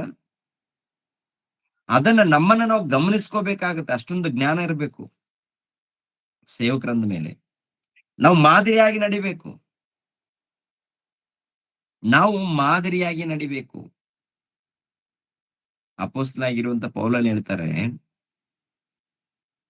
ಪ್ರಿಯರ ದೇವ್ರ ಮಕ್ಕಳಿರ, ನಾನು ಎಲ್ಲಾ ರೀತಿಯಿಂದ ದೇವರಿಗೆ ಒಳಪಟ್ಟು, ದೇವರಿಗೆ ವಿಧೇಯನಾಗಿ, ಮಾದರಿಯಾಗಿ ನಡ್ಕೊಂಡಿದ್ದೀನಿ. ಇವಾಗ ನನಗೆ ಹೋಗೋದು ಅವಕಾಶ ಇದೆ, ಅಂದ್ರೆ ಸಮೀಪವಾಗಿದೆ. ಈ ಜೀವಿತ ಕಾಲ ಮುಗಿಸ್ಕೊಂಡು ಹೋಗೋದಿಕ್ಕೆ ನಾನು ಸಿದ್ಧನಾಗಿದ್ದೀನಿ. ಒಳ್ಳೆ ಹೋರಾಟ ಮಾಡಿದ್ದೀನಿ, ಶ್ರದ್ಧೆಯಿಂದ ಇದ್ದೀನಿ, ಭಕ್ತಿಯಿಂದ ನಡ್ಕೊಂಡಿದ್ದೀನಿ. ಅದೇ ಪ್ರಕಾರ ನೀನು ಕೂಡ ಹಾಗೆ ನಡ್ಕೋ, ಸಭೆಯಲ್ಲಿದ್ದವರು ಕೂಡ ಹಾಗೆ ತಿಳಿಸು. ಹೌದಲ್ವಾ? ಎಷ್ಟು ಸಾರಿ ಮಾತುಗಳನ್ನ ನಾವು ಕೇಳಿದೀವಿ. ವಿಶ್ವಾಸಿಗಳಾಗಿರ್ಬೋದು, ಸೇವಕರು ಆಗಿರ್ಬೋದು, ಪ್ರತಿಯೊಬ್ಬರಿಗೂ ದೇವರು ಅವಕಾಶ ಕೊಟ್ಟಿದ್ದಾರೆ ಪ್ರಿಯರಾದ ದೇವರ ಮಕ್ಕಳಿಗೆ, ಪ್ರತಿಯೊಬ್ಬರಿಗೂ. ಯಾಕೆಂದ್ರೆ ನಮ್ಮನ್ನ ನಾವು ಕಾಪಾಡಿಕೊಂಡು, ನಮ್ಮ ಕುಟುಂಬವನ್ನ ಕಾಪಾಡಿಕೊಂಡು, ಸಭೆಯಲ್ಲಿದ್ದವ್ರನ್ನ ಕಾಪಾಡಿಕೊಂಡು, ಆಮೇಲೆ ಹೊರಗಡೆ ಇದ್ದವರನ್ನ ಕಾಪಾಡಿಕೊಳ್ಳೋದಕ್ಕೆ ನಾವು ಪ್ರಯತ್ನ ಮಾಡ್ಬೇಕಲ್ಲ. ಇವೆಲ್ಲ ಪ್ರಯತ್ನ ಮಾಡ್ಬೇಕು, ಇವೆಲ್ಲ ಕೆಲಸ ಮಾಡ್ಬೇಕಾದ್ರೆ ಮೊಟ್ಟ ಮೊದಲು ಸಭೆಯಲ್ಲಿ ಸೇವೆ ನಡೆಸುವಂತ ಸೇವಕರು ಚೆನ್ನಾಗಿ ಇರ್ಬೇಕು ಅಂತ ಹೇಳ್ತಾರೆ. ಪ್ರಿಯರಾದ ದೇವ್ರ ಮಕ್ಕಳಿರ ಆಲೋಚನೆ ಮಾಡಿ. ಒಂದ್ಸಾರಿ ಪ್ರಿಯರೇ, ಮೊದಲನೇ ತಿಮೋತಿಯನಿಗೆ ಬರೆದ ಪತ್ರಿಕೆ ಮೂರನೇ ಅಧ್ಯಾಯ 1ನೇ ವಚನದಿಂದ ನಾನು ಓದ್ಕೊಂಡು ಹೋಗ್ತೀನಿ, ಸಮಯ ಮುಗ್ತಾ ಇದೆ. ಸಭಾ ಅಧ್ಯಕ್ಷನ ಉದ್ಯೋಗವನ್ನು ಪಡ್ಕೊಳ್ಳಬೇಕೆಂದಿರುವವನು ಒಳ್ಳೆಯ ಕೆಲಸವನ್ನು ಅಪೇಕ್ಷಿಸುವನಾಗಿದ್ದಾನೆಂಬ ಮಾತು ನಂಬತಕ್ಕದ್ದಾಗಿದೆ. ಸಭಾಧ್ಯಕ್ಷನು ದೋಷಾರೋಹಣಾಪಣೆ ಇಲ್ಲದವನು, ಏಕಪತ್ನಿ ಉಳ್ಳವನು, ಮದ್ಯಾಸಕ್ತಿ ಇಲ್ಲದವನು, ಜಿತೇಂದ್ರಿಯನು, ಮಾನಸ್ಥನು, ಅತಿಥಿ ಸತ್ಕಾರ್ಯ ಮಾಡುವವನು, ಬೋಧಿಸುವುದರಲ್ಲಿ ಪ್ರವೀಣನೂ ಆಗಿರಬೇಕು. ಅವನು ಕುಡಿದು ಜಗಳವಾಡದವನು, ಒಡೆದಾಡುವವನು ಆಗಿರಬಾರದು. ಸಾತ್ವಿಕನು, ಕುತರ್ಕ ಮಾಡದವನು, ದ್ರವ್ಯಾಶೆ ಇಲ್ಲದವನು ಆಗಿರಬೇಕು. ಪೂರ್ಣ ಗೌರವದಿಂದ ತನ್ನ ಮಕ್ಕಳನ್ನು ಸ್ವಾಧೀನದಲ್ಲಿ ಇಟ್ಟುಕೊಂಡು ಸ್ವಂತ ಮನೆಯವರನ್ನು ಚೆನ್ನಾಗಿ ಆಳುವನಾಗಿರಬೇಕು. ಸ್ವಂತ ಮನೆಯವರನ್ನು ಆಳುವುದಕ್ಕೆ ತಿಳಿಯದವನು ದೇವರ ಸಭೆಯನ್ನು ಹೇಗೆ ಪರಂಬಾರಿಸುವನು? ನೋಡಿದ್ರ? ಅಂದ್ರೆ ಇಲ್ಲಿ ಕೆಲವು ವಿಷಯಗಳನ್ನ ಎಚ್ಚರಿಸ್ತಾ ಇರ್ತಾರೆ. ಅಂದ್ರೆ ಸಭೆಯಲ್ಲಿ ಬೋಧಕನು, ಸಭೆಯಲ್ಲಿ ಸೇವಕನು ಆಗ್ಬೇಕಾದ್ರೆ ಇವೆಲ್ಲ ಸ್ಟಡಿ ಮಾಡ್ಬೇಕು. ಈ ವಚನಗಳನ್ನ ಸ್ಟಡಿ ಮಾಡ್ಬೇಕು. ಯಾಕೆಂದ್ರೆ ಭವಿಷ್ಯತ್ತು ದಿನಗಳಲ್ಲಿ ಸೇವಕರಾಗ್ತೀವಲ್ಲ, ಅದೇ ಪ್ರಕಾರ ಈ ಲೋಕದಲ್ಲಿ ಅನೇಕ ಮಂದಿ ಸೇವಕರಾಗಿದ್ದವರು ಕೂಡ ಇದ್ದಾರಲ್ಲ. ಸೇವಕರಾದವರು, ಸೇವೆಯಲ್ಲಿ ನಡೆಯುವವರು, ಸೇವೆ ಮಾಡುವವರು ಖಂಡಿತವಾಗಿ ಇವನ್ನ ಸ್ಟಡಿ ಮಾಡಬೇಕು. ಖಂಡಿತವಾಗಿ ಇದನ್ನ ಸ್ಟಡಿ ಮಾಡ್ಬೇಕು. ಕೆಲವು ಕಡೆ ಪ್ರಿಯರೇ ಕುಡಿದು ಸೇವೆ ಮಾಡ್ತಾ ಇರ್ತಾರೆ. ಆಮೇಲೆ ರಹಸ್ಯವಾಗಿ ಬೀಡಿಗಳು, ರಹಸ್ಯವಾಗಿ ಸಿಗರೆಟ್ಗಳು, ನಿಜ ಅಲ್ಲೆಲ್ಲಿ ನಡೀತಾ ಇದೆ ಇಂಥವು. ಪ್ರಭು ಹೇಳ್ತಾರೆ ಇವೆಲ್ಲ ಭಕ್ತರ ಮೂಲಕ ನೆನಪಲ್ಲಿ ಇಟ್ಕೋಬೇಕು ಪ್ರಿಯರೇ. ಎರಡನೇದಾಗಿ ಜಗಳ ಆಡ್ತಾರಂತೆ. ಆಮೇಲೆ ದ್ರವ್ಯಾಶೆ ಉಳ್ಳವರಿದ್ದಾರೆ. ಈಗಿನ ಕಾಲದಲ್ಲಿ ದ್ರವ್ಯಾಶೆ. ನಾನು ಮೀಟಿಂಗ್ ಕರಿತಾ ಇರ್ತಾರಲ್ಲ, ಮೀಟಿಂಗ್ ಕರೆದಾಗ ಇವ್ರದ್ದು ಆಟ ನೋಡ್ಬೇಕು. ಇವ್ರದ್ದು ವಿಚಿತ್ರವಾಗಿರುತ್ತೆ. ಮೀಟಿಂಗ್ ಕರೆದಾಗ ಕಂಡೀಷನ್ ಮಾಡ್ತಾ ಇರ್ತಾರೆ. ಕಂಡೀಷನ್ ಮಾಡೋದಕ್ಕೂ ಕೂಡ ಕಾರಣ ಒಂದಿದೆ. ಅದೇನಪ್ಪ ಅಂತಂದ್ರೆ, ಇವರು ಸೇವಕರು ಕರೀತಾರಲ್ಲ, ನಮ್ ಸೇವಕರು ಏನ್ ಕೇಳಲ್ಲ ಅಂತೇಳಿ ಹಂಗೆ ಕಳಿಸ್ಬಿಡ್ತಾರೆ. ನಮ್ ಸೇವಕರು ಏನ್ ಪರವಾಗಿಲ್ಲ, ಏನ್ ಪರವಾಗಿಲ್ಲ ಅಂತೇಳಿ ಹಂಗೆ ಕಳಿಸ್ಬಿಡ್ತಾರೆ. ಕಳಿಸಿದಾಗ ಕೆಲವು ಟೈಮಲ್ಲಿ ಕೆಲವ್ರ ಹತ್ರ ಇರುತ್ತೆ, ಕೆಲವ್ರ ಹತ್ರ ಇರಲ್ಲ. ಯಾಕಂದ್ರೆ ಸೇವಕರನ್ನ ನೋಡಿಕೊಳ್ಳುವಂತ ಜವಾಬ್ದಾರಿ ಸಭೆಯವ್ರದ್ದು ಇರುತ್ತೆ. ನೋಡ್ಕೊಳ್ಳುವಂತಂದ್ರೆ ಏನ್ ನೋಡ್ಕೊಳ್ತೀರಾ? ಸಹಾಯ ಮಾಡೋ ವಿಷಯದಲ್ಲಿ. ಕೆಲವರು ತಮ್ಮ ಕಷ್ಟದಲ್ಲಿ ಕಾಣಿಕೆ ಕೊಟ್ಟು ಕಳಿಸ್ತಾ ಇರ್ತಾರೆ. ಇನ್ನು ಕೆಲವರು ನಮ್ ಸೇವಕರು ಏನು ಮಾತಾಡಲ್ಲ, ಕೇಳಲ್ಲ, ಕಾಣಿಕೆ ವಿಷಯದಲ್ಲಿ ಜಯ ಅಂದ್ಬಿಡೋಣ ಅಂತೇಳಿ ಜಯ ಅಂದ್ಬಿಡ್ತಾ ಇರ್ತಾರೆ. ಜಯ ಅಂದ್ರೆ ಏನ್ ಕೊಳ್ಳಾರ್ದೆ ಕಳಿಸ್ಬಿಡ್ತಾರೆ. ಅವಾಗ ಇವರು ಗತಿ ಏನು? ಮುಂದೆ ಹೋಗ್ಬೇಕಲ್ಲ, ಪ್ರಯಾಣ ಮಾಡ್ಬೇಕು. ಮತ್ತೊಂದು ಕಡೆ ಪ್ರಯಾಣ, ಸುವಾರ್ಥ ಸೇವೆ, ಕುಟುಂಬ ನಡೆಸಬೇಕಾದ್ರೆ ಸಭೆಯವರು ಸಹಾಯ ಮಾಡಿದ್ರೆ ತಾನೇ ಮುಂದೆ ಹೋಗ್ತಾರ. ಕೆಲವರು ಹಚ್ಕೊಳಲ್ಲ. ಅದಕ್ಕೆ ಕೆಲವರು ಸೇವಕರು ಹೇಗ್ ತಯಾರಾಗ್ಬಿಟ್ಟಿದ್ದಾರೆ ಅಂದ್ರೆ, ನೀವ್ ಇಷ್ಟು ಕೊಟ್ರೇನೆ ನಾವು ಬರ್ತೀವಿ, ಇಲ್ಲಾಂದ್ರೆ ಬರಲ್ಲ ಅಂತೇಳಿ ಫಿಕ್ಸ್ ಆಗ್ಬಿಟ್ಟಿದ್ದಾರೆ. ಮತ್ತೆ ಅದು ದೊಡ್ಡ ತಪ್ಪು ಪ್ರಿಯರೇ, ದೊಡ್ಡ ಭಾರ ಆಗ್ತಾ ಇರ್ತಾರೆ. ಖಂಡಿತವಾಗಿ ವಿಶ್ವಾಸಿಗಳು ಕೊಡಬೇಕು. ಅದೇ ಪ್ರಕಾರ ಅವರು ಕೂಡ ಏನಪ್ಪಾ ಅಂದ್ರೆ ಕಂಡೀಷನ್ ಮಾಡ್ಕೊಡುದು. ಇಷ್ಟೇ ಕೊಡ್ಬೇಕು, ಇಷ್ಟೇ ಕೊಟ್ರೆ ಬರ್ತೀನಿ, ಇಲ್ಲಾಂದ್ರೆ ನಿಮ್ಗೆ ಶಾಪ ಇರುತ್ತೆ. ಕಾಣಿಕೆ ಕೊಟ್ರೆ ನಿಮ್ಗೆ ಆಶೀರ್ವಾದ, ಇಲ್ಲಾಂದ್ರೆ ನಿಮ್ಗೆ ಶಾಪ. ಇವೆಲ್ಲ ಹೇಳ್ಕೊಡುದು. ಹೇಳ್ಬೇಕು, ವಾಕ್ಯ ಹೇಳ್ಬೇಕು. ಈ ತರ ಇದೆ ವಾಕ್ಯಗಳು. ನೀವು ದೇವ್ರ ಮೂಲಕ ಆಶೀರ್ವಾದ ಪಡ್ಕೊಳ್ಬೇಕಾದ್ರೆ ನೀವು ಕೆಲಸ ಮಾಡಿ, ಭಕ್ತಿಯಿಂದ ಜೀವಿಸಿ ಭಕ್ತಿಯಿಂದ ನಡೆದುಕೊಳ್ಳಿ ಅಂತೇಳಿ ಯಥಾರ್ಥವಾಗಿ ವಾಕ್ಯವು ಏನಿದೆ ಇದ್ದದ್ದು ಇದ್ದ ಹಾಗೆ ಹೇಳೋಣ. ಒತ್ತಾಯ ಮಾಡಬಾರ್ದು, ಬಲಾತ್ಕಾರ ಮಾಡಕೂಡುದು, ಶಾಪ ಕೊಡಕೂಡುದು. ಯಾರಾದ್ರೂ ಶಾಪ ಕೊಟ್ಟಿದ್ದಾರೆ ಅಂದ್ರೆ ಅವನು ಸೇವಕನಲ್ಲ. ನೆನಪಲ್ಲಿ ಇಟ್ಕೊಳ್ಳಿ. ಯಾರಾದ್ರೂ ಶಾಪ ಕೊಟ್ಟಿದ್ದಾರ ಅವನು ಸೇವಕನಲ್ಲ. ಯಾರಾದ್ರೂ ಖಂಡಿತವಾಗಿ ಕಾಣಿಕೆ ಕೊಡ್ಲೇಬೇಕು ಅಂತೇಳಿ ಬಲಾತ್ಕಾರ ಮಾಡಿದಾರ ಅವನು ಸೇವಕನಲ್ಲ, ಅವನು ಹೊಟ್ಟೆಬಾಕ. ಇದನ್ನ ನೆನಪಲ್ಲಿ ಇಟ್ಕೊಳ್ಳಿ. ಆಮೇಲೆ ದಡಲ್ ಬುಡಲ್ ಮಾತಾಡ್ತಾ ಇರ್ತಾರಲ್ಲ, ಇವ್ರಿಗೆ ವಾಕ್ಯ ಏನು ಗೊತ್ತಿಲ್ಲ, ಅನ್ಯ ಭಾಷೆ ಅಂತೇಳಿ ಇದಕ್ಕೊಂದು ಮುದ್ರೆ ಹಾಕಿದ್ದಾರೆ.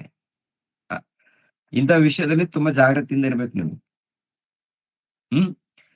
ತುಂಬಾ ಜಾಗ್ರತೆಯಿಂದ ಇದ್ದುಕೊಂಡು ನೀವು ಇರ್ಬೇಕು ಪ್ರಿಯರೇ. 8ನೇ ವಚನ ನೋಡಿ ಇದರಲ್ಲಿ.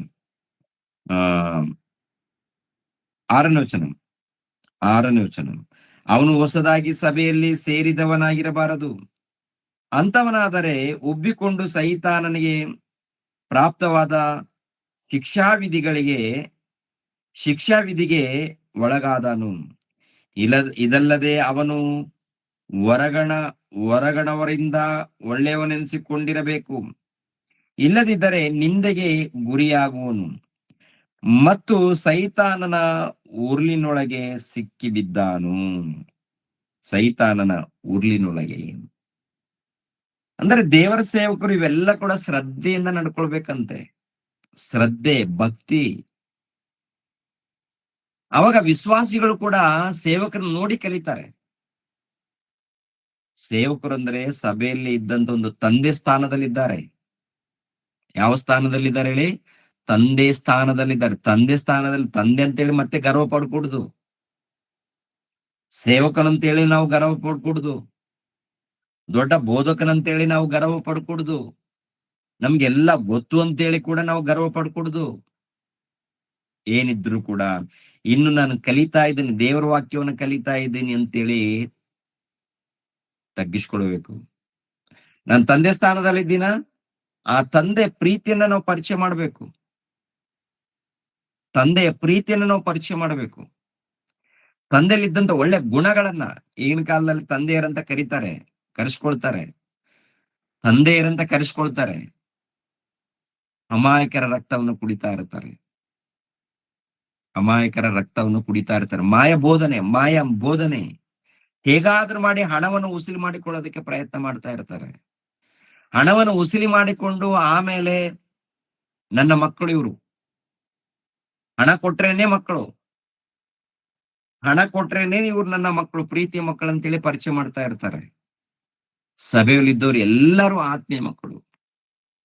ಕೊಡೋರು, ಕೊಡದೇ ಇರುವವರು ಎಲ್ಲರೂ ಒಂದೇ ರೀತಿಯಿಂದ ನೋಡ್ಬೇಕು. ನಾವು ಒಂದೇ ರೀತಿಯಿಂದ ನೋಡ್ಬೇಕು.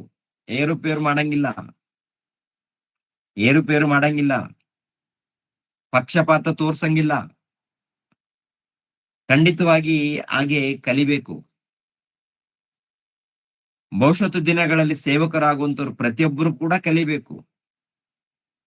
ವಿಶ್ವಾಸಿಗಳು ಕೂಡ ಕಲಿಬೇಕು. ಪ್ರತಿಯೊಬ್ಬರು ತಿಳ್ಕೊಳ್ಬೇಕು, ಪ್ರತಿಯೊಬ್ಬರು ಅರ್ಥ ಮಾಡ್ಕೊಳ್ಬೇಕು. 8ನೇ ವಚನ. ಅದೇ ರೀತಿಯಾಗಿ ಸಭೆ ಸೇವಕರು ಗೌರವವುಳ್ಳವರಾಗಿರಬೇಕು.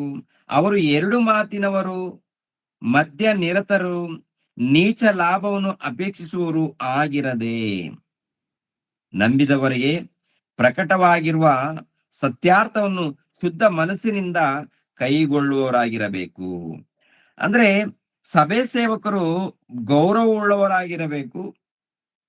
ಅವರು 2 ಮಾತಿನವರು, ಮಧ್ಯ ನಿರತರು, ನೀಚ ಲಾಭವನ್ನು ಅಪೇಕ್ಷಿಸುವವರು ಆಗಿರದೆ, ನಂಬಿದವರಿಗೆ ಪ್ರಕಟವಾಗಿರುವ ಸತ್ಯಾರ್ಥವನ್ನು ಶುದ್ಧ ಮನಸ್ಸಾಕ್ಷಿಯಿಂದ ಕೈಗೊಳ್ಳುವವರಾಗಿರಬೇಕು. 2 ಮಾತಿನವರಾಗಿರ್ಬಾರ್ದು. ದೇವ್ರ ವಾಕ್ಯ ಏನ್ ಹೇಳ್ತಾ ಅದನ್ನ ಕಲಿಬೇಕು. ಏನ್ ಹೇಳ್ತಾ ಅಷ್ಟೇನೆ ನಾವು ಮಾತಾಡ್ಬೇಕು. ಇಲ್ಲೊಂದು ತರ ಮಾತು, ಅಲ್ಲೊಂದು ತರ ಮತ್ತೊಂದು ಮಾತು, ಮತ್ತೊಂದು ಕಡೆ ಮತ್ತೊಂದು ಮಾತು, ಇನ್ನೊಂದು ಕಡೆ ಇನ್ನೊಂದು ಮಾತು. ಅಂದ್ರೆ ಎಷ್ಟು ಮಾತು ಇದು? ದೇವ್ರ ವಾಕ್ಯ ಒಂದು ರೀತಿಯಲ್ಲಿ ಹೇಳುತ್ತೆ, ನಾವು ಇನ್ನೊಂದು ರೀತಿಯಲ್ಲಿ ನಡ್ಕೊಂಡಾಗ ತಪ್ಪಾಗುತ್ತೆ. ಅದನ್ನ ಸರಿಪಡಿಸ್ಕೊಳ್ಬೇಕಂತ ಹೇಳ್ತಾರೆ. ಏನು ಪರವಾಗಿಲ್ಲ, ನಾನು ದೇವರ ಸೇವೆ ಮಾಡ್ತಾ ಇದ್ದೀನಿ, ದೇವ್ರು ನನ್ನನ್ನು ಕ್ಷಮಿಸ್ತಾರೆ, ಪರವಾಗಿಲ್ಲ, ದೇವ್ರು ನನ್ನನ್ನು ಕ್ಷಮಿಸ್ತಾರೆ ಅಂದ್ರೆ ಇವತ್ತು ಕ್ಷಮಿಸ್ತಾರೆ, ನಾಳೆ ಕ್ಷಮಿಸ್ತಾರೆ.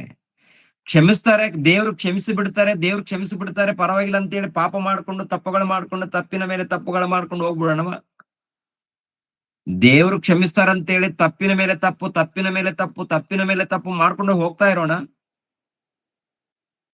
ಕೆಲವರು ಹೀಗೆ ತಯಾರಾಗಿದ್ದಾರೆ. ದೇವ್ರು ಕ್ಷಮಿಸ್ತಾರೆ. ದೇವ್ರು ಅವ್ರನ್ನ ಕ್ಷಮಿಸಿಲ್ವಾ, ಇವ್ರನ್ನ ಕ್ಷಮಿಸಿಲ್ವಾ, ಮತ್ತೊಬ್ಬರನ್ನ ಕ್ಷಮಿಸಿಲ್ವಾ ಅಂತೇಳಿ ಪ್ರಿಯರಾದ ದೇವ್ರ ಮಕ್ಕಳಿರಿ ಹೀಗೆ ತಯಾರಾಗ್ಬಿಟ್ಟಿದ್ದಾರೆ. ಪ್ರಿಯರಾದ ದೇವ್ರ ಮಕ್ಕಳಿರ, ದೇವ್ರು ಖಂಡಿತವಾಗಿ ಕ್ಷಮಿಸ್ತಾರೆ. ಕ್ಷಮಿಸ್ತಾರೆ ಅಂತೇಳಿ ತಪ್ಪು ಮಾಡ್ಕೊಂಡು ಹೋಗ್ತಾ ಇರ್ಬೇಕಾ? ತಪ್ಪು ಮಾಡ್ಕೊಂಡು ತಪ್ಪಿನ ಮೇಲೆ ತಪ್ಪುಗಳನ್ನ ಮಾಡಿಕೊಂಡು ಆ ತಪ್ಪು ಮಾಡುವಂತ ಸಮಯದಲ್ಲಿ ಗೊಟಕ್ ಕೈ ಕಾಲುಗಳು ಬಿದ್ದೋದ್ರೆ, ಏನಯ್ಯ ಮಾಡ್ತೀಯಾ? ಏನಮ್ಮ ಮಾಡ್ತೀರಾ?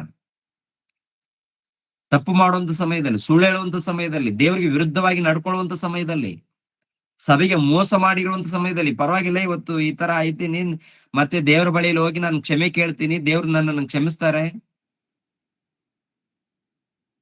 ದೇವ್ರ ಹತ್ರ ಕ್ಷಮೆ ಕೇಳೋಣ.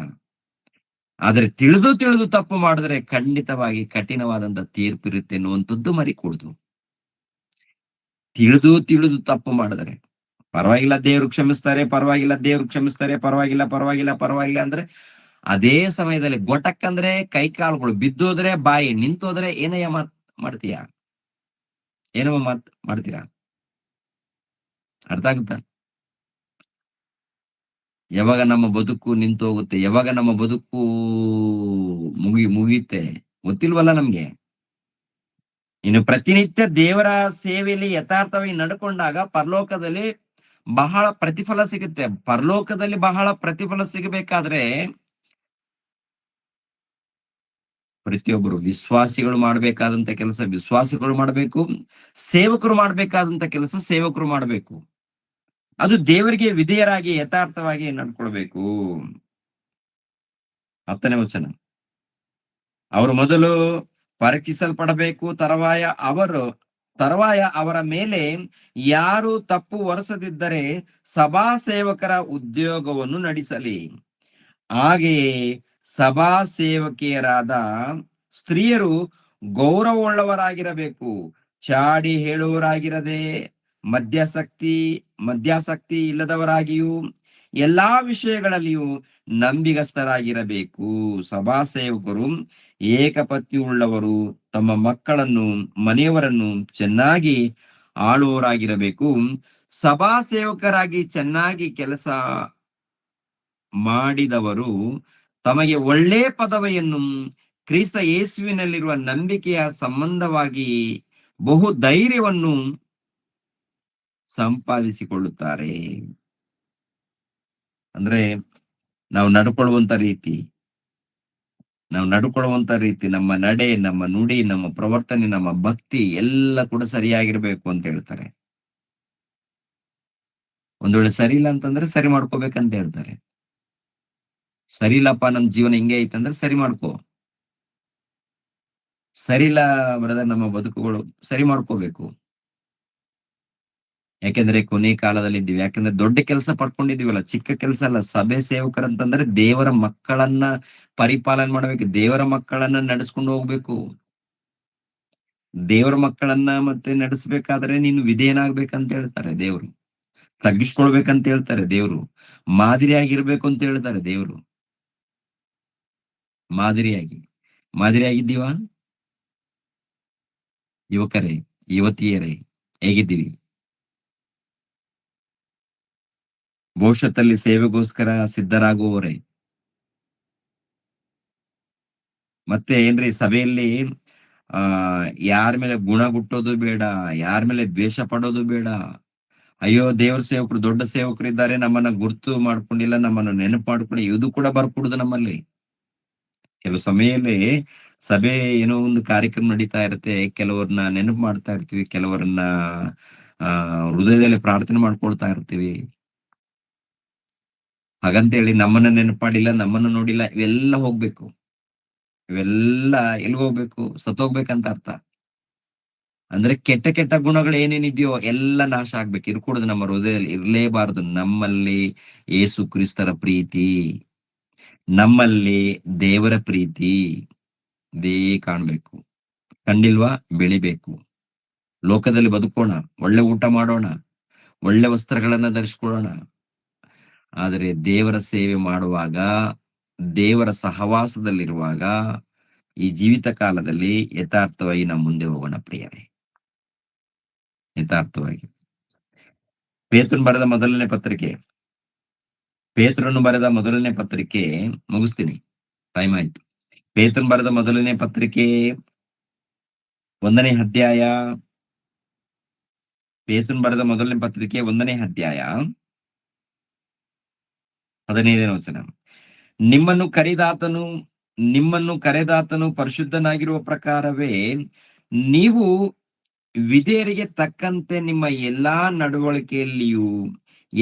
ನಡವಳಿಕೆಯಲ್ಲಿ ಪರಿಶುದ್ಧರಾಗಿರ್ರಿ. ನಾನು ಪರಿಶುದ್ಧನಾಗಿರುವುದರಿಂದ ನೀವು ಪರಿಶುದ್ಧರಾಗಿರಬೇಕು ಎಂದು ಬರೆದದೆಯಲ್ಲ. ದೇವರು ಪರಿಶುದ್ಧನು, ನಾವು ಪರಿಶುದ್ಧರಾಗಿರ್ಬೇಕು.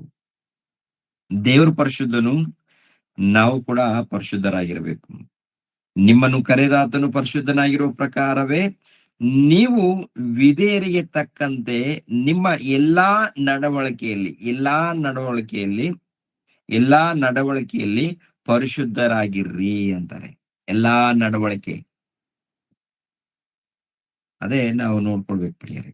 ಓಕೆ, ಲೋಕದ ಮಾಲಿನ್ಯ ಅಂಟದಂತೆ, ಲೋಕದಲ್ಲಿ ಪಾಪಗಳು ಅಂಟಿಕೊಳ್ಳದಂತೆ, ಕೊಳುಕು ಅಂಟದಂತೆ ನಾವು ನೋಡ್ಕೊಳ್ಬೇಕು. ಸಭೆಯಲ್ಲಿ ಪಾಲನೆ ಮಾಡಬೇಕು. ದೇವರ ಸಭೆ ಇದೆಯಲ್ಲ, ದೇವರ ಸಭೆಯನ್ನ ನಾವು ನಡೆಸ್ಕೊಂಡು ಹೋಗ್ಬೇಕು. ವಿಧೇಯರಾಗ್ಬೇಕು, ವಾಕ್ಯಕ್ಕೆ ವಿಧೇಯರಾಗ್ಬೇಕು. ವಾಕ್ಯಕ್ಕೆ ವಿಧೇಯರಾದಾಗ ನಮ್ಮ ಜೊತೆಲಿ ಯಾರಿರ್ತಾರೆ? ಪವಿತ್ರ ಆತ್ಮರು ಇರ್ತಾರೆ. ವಾಕ್ಯದ ಪ್ರಕಾರ, ವಚನಗಳ ಪ್ರಕಾರ ನಾವು ಕೆಲಸಗಳನ್ನು ಕುರಿತು, ದೇವರ ಸಭೆಯನ್ನ ನಡೆಸುವಂತ ಕೆಲಸವನ್ನು ಕುರಿತು ಶ್ರದ್ಧೆಯಿಂದ ನಡ್ಕೊಂಡು ಹೋಗ್ಬೇಕು. ಯಾರಾದ್ರೂ ತಪ್ಪು ಮಾಡಿದಾಗ ಖಂಡಿಸ್ಬೇಕು. ತಪ್ಪು ಮಾಡಿದಾಗ ಯಾರು ಖಂಡಿಸ್ಬೇಕು? ಖಂಡಿಸೋರು ಯಾರು? ಇವಾಗ ಎಲ್ಲರೂ ಖಂಡಿಸೋರು ಇರ್ತಾರೆ, ಎಲ್ಲರೂ ಖಂಡಿಸ್ತಾ ಇರ್ತಾರೆ. ಖಂಡಿಸುವಂತ ಅಧಿಕಾರ ನಮ್ಗೆ ಕೊಟ್ಟಿದೆ ಅಂತ ಹೇಳಿ ತುಂಬಾ ಜನ ಏನ್ರಿ ಚಿಕ್ಕ ಹುಡುಗರು ಕೂಡ ಖಂಡಿಸಕ್ ಹೋಗ್ಬೇಡ್ರಿ. ಯಾರು ಕೂಡ ಹುಡುಗರು ಕಲಿತಾ ಇದ್ದೀರಲ್ಲ, ದೇವ್ರ ವಾಕ್ಯಗಳನ್ನ ಕಲಿತಾ ಇದ್ದೀರಲ್ಲ, ಚೆನ್ನಾಗಿ ಕಲೀರಿ. ಒಂದು ದೊಡ್ಡ ಸ್ಥಾನಕ್ಕೆ ಬಂದಾಗ, ಅಂದ್ರೆ ಸೇವೆ ಅನುಭವ, ಕೆಲಸದ ಅನುಭವ, ಈ ಲೋಕದಲ್ಲಿ ಅನೇಕ ಅನುಭವ ಆಗುತ್ತೆ. ಅವಾಗ ಭಕ್ತರಿಗೆ ಖಂಡಿಸುವಂತ ಅಧಿಕಾರ ಇರುತ್ತೆ. ಕಲಿಯುವಂತ ಹುಡುಗರು ಬಂದು ಖಂಡಿಸ್ಬೋದಾ? ಕಲಿಯುವಂತ ಹುಡುಗರು ಕಲಿಯೋಣ. ಸೇವಕರಾಗಿ ಬೆಳೆಯೋಣ. ಅದಕ್ಕೊಂದು ಸಮಯ ಬರುತ್ತೆ. ಅವಾಗ ಯಾರಾದರೂ ತಪ್ಪು ಮಾಡಿದಾಗ, ಯಾಕಂದ್ರೆ ಸಭೆ ಹಿರಿಯರು ಸಭೆ ಹಿರಿಯರಿಗೆ ಬಂದು ತಿಳಿಸ್ಬೇಕು. ಸಭೆ ಹಿರಿಯರಿಗೆ ಬಂದು ಎಲ್ಲಾದ್ರೂ ಮಿಸ್ಟೇಕ್ ಇದ್ರೆ, ಅಯ್ಯ ಈ ತರ ನಡೀತಾ ಇದೆ, ಈ ತರ ಇದೆ ಅಂತ ಹೇಳಿ ಹೇಳ್ಬೇಕು. ಒಂದ್ ವೇಳೆ ಸಭೆ ಹಿರಿಯರು ತಪ್ಪು ಮಾಡಿದ್ರೆ, ಸಭೆ ಹಿರಿಯರು ಸ್ವಲ್ಪ ಆಲೋಚನೆ ಮಾಡ್ಬೇಕು. ಯಾರೇ ಆಗ್ಲಿ, ದೊಡ್ಡವರು ಚಿಕ್ಕವರು, ದೊಡ್ಡ ಸ್ಥಾನದಲ್ಲಿ ಇದ್ದವರು ವಾಕ್ಯದ ಮೂಲಕ ಪರಿಶೋಧನೆ ಮಾಡ್ಕೋಬೇಕು. ನಮ್ಮ ಮೂಲಕ ಏನಾದ್ರೂ ತಪ್ಪು ನಡೀತಾ ಇದೆಯಾ? ನಮ್ಮ ನಡೆ ನುಡಿ ಏನಾದ್ರು ಪ್ರವರ್ತನೆ ಯಾರಿಗಾದ್ರೂ ತೊಂದರೆ ಆಗೋ ತರ ಇದೆಯಾ ಅಂತೇಳಿ ನಮ್ಗೆ ಏನಿರ್ಬೇಕು? ಬುದ್ಧಿ ಇರ್ಬೇಕು. ಬುದ್ಧಿ ನಡವಳಿಕೆಯಿಂದ ನಡ್ಕೊಳ್ಬೇಕು. ಪ್ರಿಯರ ದೇವ್ರ ಭಕ್ತಿರ ಜಾಗ್ರತೆ. ಕೆಳಗಡೆ ಮಾತು, ಪ್ರತಿಯೊಬ್ಬನ ಕೆಲಸವನ್ನು ನೋಡಿ ಪಕ್ಷಪಾತವಿಲ್ಲದೆ ತೀರ್ಪು ಮಾಡುವಾತನನ್ನು ನೀವು ತಂದೆ ಎಂದು ಕರೆಯುವವರಾಗಿರಲಾಗಿ ಈ ಲೋಕದಲ್ಲಿ ನಿಮ್ಮ ಪ್ರವಾಸ ಕಾಲವನ್ನು ಭಯಭಕ್ತಿಯುಳ್ಳವರಾಗಿ ಕಳೆಯಿರಿ.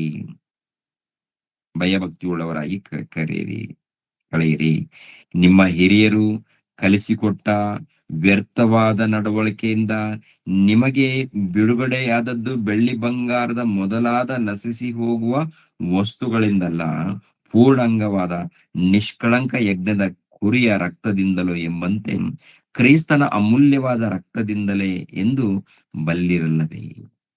ಆದ್ದರಿಂದ ನಮಗೆ ರಕ್ಷಣೆ ಮಾರ್ಗ ಬಂದಿದೆ ಅಂದ್ರೆ ಪ್ರಭು ಯೇಸು ಕ್ರಿಸ್ತರ ಮೂಲಕ, ಯೇಸು ಕ್ರಿಸ್ತರ ಮೂಲಕ ಸಭೆ, ಯೇಸು ಕ್ರಿಸ್ತರ ಮೂಲಕ ನಮಗೆ ರಕ್ಷಣೆ ಮಾರ್ಗ. ಆದ್ದರಿಂದ ನಮ್ಮೆಲ್ಲರಿಗೂ ಒಡೆಯನು, ನಮ್ಮೆಲ್ಲರಿಗೂ ಪ್ರಭು ಯೇಸು ಕ್ರಿಸ್ತರು. ಅವರನ್ನ ಮೊದಲೇ ಸ್ಥಾನದಲ್ಲಿ ನಿಲ್ಲಿಸಿ, ಅವರಿಗೆ ಮೊದಲೇ ಸ್ಥಾನವನ್ನ ಕೊಟ್ಟು, ದೇವರ ಸೇವಕರಾಗಿರುವಂತ ನಾವು ಸಭೆಯಲ್ಲಿದ್ದಂತ ವಿಶ್ವಾಸಿಗಳನ್ನ ಭಕ್ತಿಯಿಂದ ನಡೆಸಿಕೊಂಡು ವಾಕ್ಯದ ಪ್ರಕಾರ ಬೆಳೆಸಿ, ಸಭೆಯವರೆಲ್ಲರೂ ಸೇರಿ ದೇವರ ಅನ್ಯೋನ್ಯತೆ ಸಹವಾಸದಲ್ಲಿ, ದೇವರ ಕೆಲಸದಲ್ಲಿ ನಾವೆಲ್ಲರೂ ಇರ್ಬೇಕು. ಇದು ಕೆಲವು ಆತ್ಮಗಳನ್ನ ನಾವು ಕಾಪಾಡಿಕೊಳ್ಬೇಕು.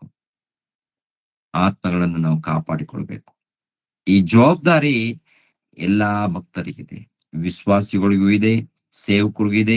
ಸೇವಕರು ನಡ್ಕೊಳ್ಬೇಕಾದಂತ ವಿಧಾನವನ್ನ ನಡಿಬೇಕು. ಅದೇ ಪ್ರಕಾರ ವಿಶ್ವಾಸಿಗಳು ಕೂಡ ನಡ್ಕೊಳ್ಬೇಕಾದಂತ ರೀತಿಯಲ್ಲಿ ನಡ್ಕೊಳ್ಬೇಕು. ಯಾರು ಕೂಡ ವಾಕ್ಯಕ್ಕೆ ವಿರುದ್ಧವಾಗಿ ಮಾತಾಡಬಾರದು, ವಿರುದ್ಧವಾಗಿ ನಡವಳಿಕೆ ಇರ್ಕೂಡುದು.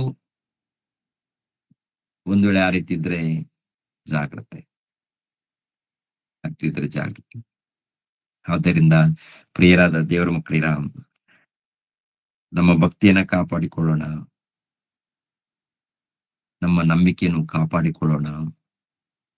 ನಾವು ಸೇವೆ ಹೇಗೆ ಮಾತಾಡ್ತೀವಿ ನೋಡಿಕೊಳ್ಳೋಣ, ನೋಡ್ಕೊಂಡು ಮುಂದೆ ಹೆಜ್ಜೆ ಹಾಕೋಣ ಪ್ರಿಯರೇ. ಇದರಲ್ಲಿ ಸ್ತ್ರೀಯರಿದ್ದೀರಾ, ಪುರುಷರು ಇದ್ದೀರಾ, ಯುವಕರು ಇದ್ದೀರಾ, ಯುವತಿಯರು ಇದ್ದೀರಾ. ಒಟ್ಟಿನಲ್ಲಿ ಎಲ್ಲರೂ ಕೂಡ ನಡೀತಾ ಇದೀವಿ, ಎಲ್ಲರೂ ಕೂಡ ಬೆಳೀತಾ ಇದೀವಿ. ನಾವು ಬೆಳೆಯೋಣ, ವಾಕ್ಯದಲ್ಲಿ ಬೆಳೆಯೋಣ, ತಗ್ಗಿಸ್ಕೊಳ್ಳೋಣ, ಜ್ಞಾನದಿಂದ ನಡ್ಕೊಳ್ಳೋಣ, ಜ್ಞಾನದಿಂದ ಮಾತಾಡೋಣ. ಓಕೆ, ಎಲ್ಲಿ ಕೂಡ ಯಾರು ಕೂಡ ಮೋಸ ಹೋಗ್ಬಾರ್ದು. ಜಾಣರಾಗಿರ್ಬೇಕು, ನಿಷ್ಕಪಟಿಗಳಾಗಿರ್ಬೇಕು, ಶ್ರದ್ಧೆಯಿಂದ ಬದುಕಬೇಕು. ಓಕೆ ಪ್ರಿಯರೇ, ದೇವರು ನಿಮ್ಮನ್ನು ನನ್ನನ್ನು ಆಶೀರ್ವದಿಸಲಿ. ಎಲ್ಲರೂ ತಲೆಬಾಗಿಸಿರಿ, ಪ್ರಾರ್ಥನೆ ಮಾಡಿ ಮುಗಿಸ್ತೇನೆ. ಸರ್ವವನ್ನು ಸರ್ವಲೋಕವನ್ನು ಉಂಟು ಮಾಡಿರುವಂತ ನಮ್ಮ ತಂದೆಯ ದೇವರೇ, ನಿಮಗೆ ಸ್ತೋತ್ರಗಳು. ಈ ಬೆಳಗಿನ ಜಾವದಲ್ಲಿ ನಿಮ್ಮೊಟ್ಟಿಗೆ ಮಾತನಾಡೋದಕ್ಕೆ ಅವಕಾಶವನ್ನು ಕಲ್ಪಿಸಿ ಕೊಟ್ಟಿದ್ದೀರ ತಂದೆ, ನಿಮಗೆ ಸ್ತೋತ್ರಗಳು ತಂದೆ. ಈ ಕರ್ನಾಟಕದಲ್ಲಿ ತಂದೆ ಅನೇಕ ಮಂದಿ ಸೇವಕರು ಬೆಳೀತಾ ಇದ್ದಾರೆ. ವಾಕ್ಯದಲ್ಲಿ, ನಿಮ್ಮ ಜ್ಞಾನದಲ್ಲಿ ಬೆಳೀತಾ ಇದ್ದಾರೆ. ಬೆಳೆಯುವಂತ ಎಲ್ಲಾ ನಿಮ್ಮ ಮಕ್ಕಳನ್ನು ಆಶೀರ್ವದಿಸಿ, ಸೇವೆ ಮಾಡೋದಕ್ಕೆ ಸಿದ್ಧರಾಗಿರುವಂತ ಮಕ್ಕಳನ್ನು ಆಶೀರ್ವದಿಸಿ. ಅದೇ ರೀತಿಯಲ್ಲಿ ಎಲ್ಲಾ ನಿಮ್ಮ ವಿಶ್ವಾಸಿಗಳನ್ನು ಸಭೆಯಲ್ಲಿದ್ದಂತೆ ಎಲ್ಲಾ ಭಕ್ತರನ್ನು ಆಶೀರ್ವದಿಸಿ. ಕಷ್ಟದಲ್ಲಿ, ದುಃಖದಲ್ಲಿ, ಬಾಧೆಯಲ್ಲಿದ್ದಂತ ಮಕ್ಕಳನ್ನ ಮುಟ್ಟಿ ತಂದೆ, ಕನಿಕರಿಸಿ ತಂದೆ. ಈ ಕರ್ನಾಟಕದಲ್ಲಿ ಅಲ್ಲಲ್ಲಿ ಆತ್ಮಿಕವಾಗಿ ಬೆಳೆಯುವಂತ ಮಕ್ಕಳಿದ್ದಾರೆ. ಬೀದರ್ನಲ್ಲಿ ಆಗಿರ್ಬೋದು, ಯಾದಗಿರಿಯಲ್ಲಿ ಆಗಿರ್ಬೋದು, ರಾಯಚೂರಿನಲ್ಲಿ ಆಗಿರ್ಬೋದು, ಬಳ್ಳಾರಿಯಲ್ಲಿ, ಬೆಳಗಾವಿಯಲ್ಲಿ, ಹುಬ್ಬಳ್ಳಿಯಲ್ಲಿ, ಅದೇ ರೀತಿಯಲ್ಲಿ ಚಾಮರಾಜನಗರದಲ್ಲಿ, ಮೈಸೂರಲ್ಲಿ, ಮಂಡ್ಯದಲ್ಲಿ, ಮಂಗಳೂರು ಪಟ್ಟಣದಲ್ಲಿ, ಉಡುಪಿ, ಕುಂದಾಪುರ, ಅಲ್ಲಲ್ಲಿ ತಂದೆಯ ದೇವರೇ ನಿಮ್ಮ ಮಕ್ಕಳು ಇದ್ದಾರೆ, ಆತ್ಮಿಕವಾಗಿ ಬೆಳೀತಾ ಇದ್ದಾರೆ ನಿಮ್ಮ ಜ್ಞಾನದಲ್ಲಿ. ಬೆಂಗಳೂರು ಮಹಾನಗರದಲ್ಲಿ, ಇನ್ನು ಕೆಲವು ಪ್ರಾಂತಗಳಲ್ಲಿ ತಂದೆಯ ದೇವರೇ ನಿಮ್ಮ ಮಕ್ಕಳು ನಿಮ್ಮ ವಾಕ್ಯಗಳನ್ನು ಕಲಿತಾ ಇದ್ದಾರೆ, ವಾಕ್ಯಗಳನ್ನು ತಿಳಿದುಕೊಂಡು ಭಯ ಭಕ್ತಿಯಿಂದ ಜೀವಿಸ್ತಾ ಇದ್ದಾರೆ ತಂದೆ. ಇನ್ನು ಹೆಚ್ಚಾಗಿ ನಿಮ್ಮ ಸೇವೆಯಲ್ಲಿ ಬೆಳೆಯುವಂತೆ, ಹೆಚ್ಚಾಗಿ ನಿಮ್ಮ ಸಹವಾಸದಲ್ಲಿ ಜೀವಿಸುವಂತೆ ಸಹಾಯ ಮಾಡಿ. ಅದೇ ರೀತಿಯಲ್ಲಿ ಹಾಸನು, ಹಳೆಬೀಡು, ಈ ಪ್ರಾಂತದಲ್ಲಿ ಕೂಡ ಅನೇಕ ಮಂದಿ ನಿಮ್ಮ ಮಕ್ಕಳಿದ್ದಾರೆ ತಂದೆ. ಎಲ್ಲರನ್ನ ಕನಿಕರಿಸಿ, ಎಲ್ಲರನ್ನು ಆಶೀರ್ವದಿಸಿ, ಪ್ರತಿಯೊಬ್ಬರು ನಿಮ್ಮ ಜ್ಞಾನದಲ್ಲಿ, ಭಕ್ತಿಯಲ್ಲಿ ನಡೆಯುವಂತೆ ಸಹಾಯ ಮಾಡಿ. ಲೋಕದಲ್ಲಿ ಕಷ್ಟ ನಷ್ಟ ಏನಿದ್ರೂ ಕೂಡ ಯಾವಾಗಲೂ ನಿಮ್ಮ ಧ್ಯಾನದಲ್ಲಿ ಇರುವಂತೆ ಸಹಾಯ ಮಾಡಿ. ಪ್ರತಿದಿನಾಲು ತಂದೆಯಾದ ದೇವರೇ, ನಿಮ್ಮ ಸೇವೆ ನಿಮಿತ್ತವಾಗಿ ಪ್ರಯಾಸ ಪಡುವಂತ ನಿಮ್ಮ ಮಗಳಿಗೋಸ್ಕರ, ರೇಖರವ್ರಿಗೋಸ್ಕರ, ಆಕೆಯ ಮಕ್ಕಳಿಗೋಸ್ಕರ ಪ್ರಾರ್ಥಿಸ್ತಾ ಇದ್ದೀನಿ. ಮಕ್ಕಳನ್ನ ಆಶೀರ್ವದಿಸಿ ನಿಮ್ಮ ಜ್ಞಾನದಲ್ಲಿ ಬೆಳೆಸಿ ತಂದೆ. ಅದೇ ರೀತಿಯಲ್ಲಿ ಪ್ರತಿದಿನಾಲು ನಿಮ್ಮ ಸೇವಕರು ವಾಕ್ಯಗಳನ್ನ ಹೇಳೋದಕ್ಕೆ ಬರುವಂತ ಎಲ್ಲಾ ಸೇವಕರಿಗೋಸ್ಕರ ಪ್ರಾರ್ಥಿಸ್ತಾ ಇದ್ದೀನಿ ತಂದೆ. ಎಲ್ಲರನ್ನು, ಅವರವರು ಕುಟುಂಬದಲ್ಲಿ ಇದ್ದಂತ ಮಕ್ಕಳನ್ನು ಎಲ್ಲರನ್ನು ಆಶೀರ್ವದಿಸಿ, ಇನ್ನು ಹೆಚ್ಚಾಗಿ ನಿಮ್ಮ ಸೇವೆ ಮಾಡಿ, ಹೆಚ್ಚಾಗಿ ನಿಮ್ಮ ಮಾರ್ಗದಲ್ಲಿ ನಡೆಸುವಂತೆ, ಅನೇಕರನ್ನ ಸೇರಿಸುವಂತೆ, ಅನೇಕರನ್ನು ಬಲಪಡಿಸುವಂತೆ ಸಹಾಯ ಮಾಡಿ. ಇವತ್ತು ನಾಳೆ 2 ದಿನ ರಾಯದುರ್ಗಂದಲ್ಲಿ ಮತ್ತೆ 2 ದಿನ ದೊಡ್ಡ ಸಭೆ ಏರ್ಪಾಟ್ ಮಾಡಿದ್ದಾರೆ. ಅಲ್ಲಿ ಅದ್ಭುತವಾಗಿ ನಡೆಸಿ ತಂದೆ. ತಂದೆ ಹರೀಶ್ ಕುಮಾರ್ಗೋಸ್ಕರ, ಮಂಜುನಾಥ್‌ಗೋಸ್ಕರ ಪ್ರಾರ್ಥಿಸ್ತಾ ಇದ್ದೇನೆ. ಅವರು ಪ್ರಯಾಣದಲ್ಲಿದ್ದಾರೆ. ಅದೇ ರೀತಿಯಲ್ಲಿ ವಿಜಯ್ ಪ್ರಸಾದ್ ರೆಡ್ಡಿರವ್ರಿಗೋಸ್ಕರ ಪ್ರಾರ್ಥಿಸ್ತಾ ಇದ್ದೀನಿ. ಮತ್ತೆ ಆಂಧ್ರ ಪ್ರದೇಶದಿಂದ ಬರುವಾಗ ಅವ್ರ ಜೊತೆಯಾಗಿದ್ದು ನಡೆಸಿ ತಂದೆ. ರಾಯದುರ್ಗದಲ್ಲಿ ನಡೆಯುವಂತ ಕಾರ್ಯಕ್ರಮದಗೋಸ್ಕರ ಪ್ರಾರ್ಥಿಸ್ತಾ ಇದ್ದೀನಿ. ಅವೆಲ್ಲ ನಿಮ್ಮ ಕೃಪೆ ಮೂಲಕ ನಡೆಸಿ ತಂದೆ.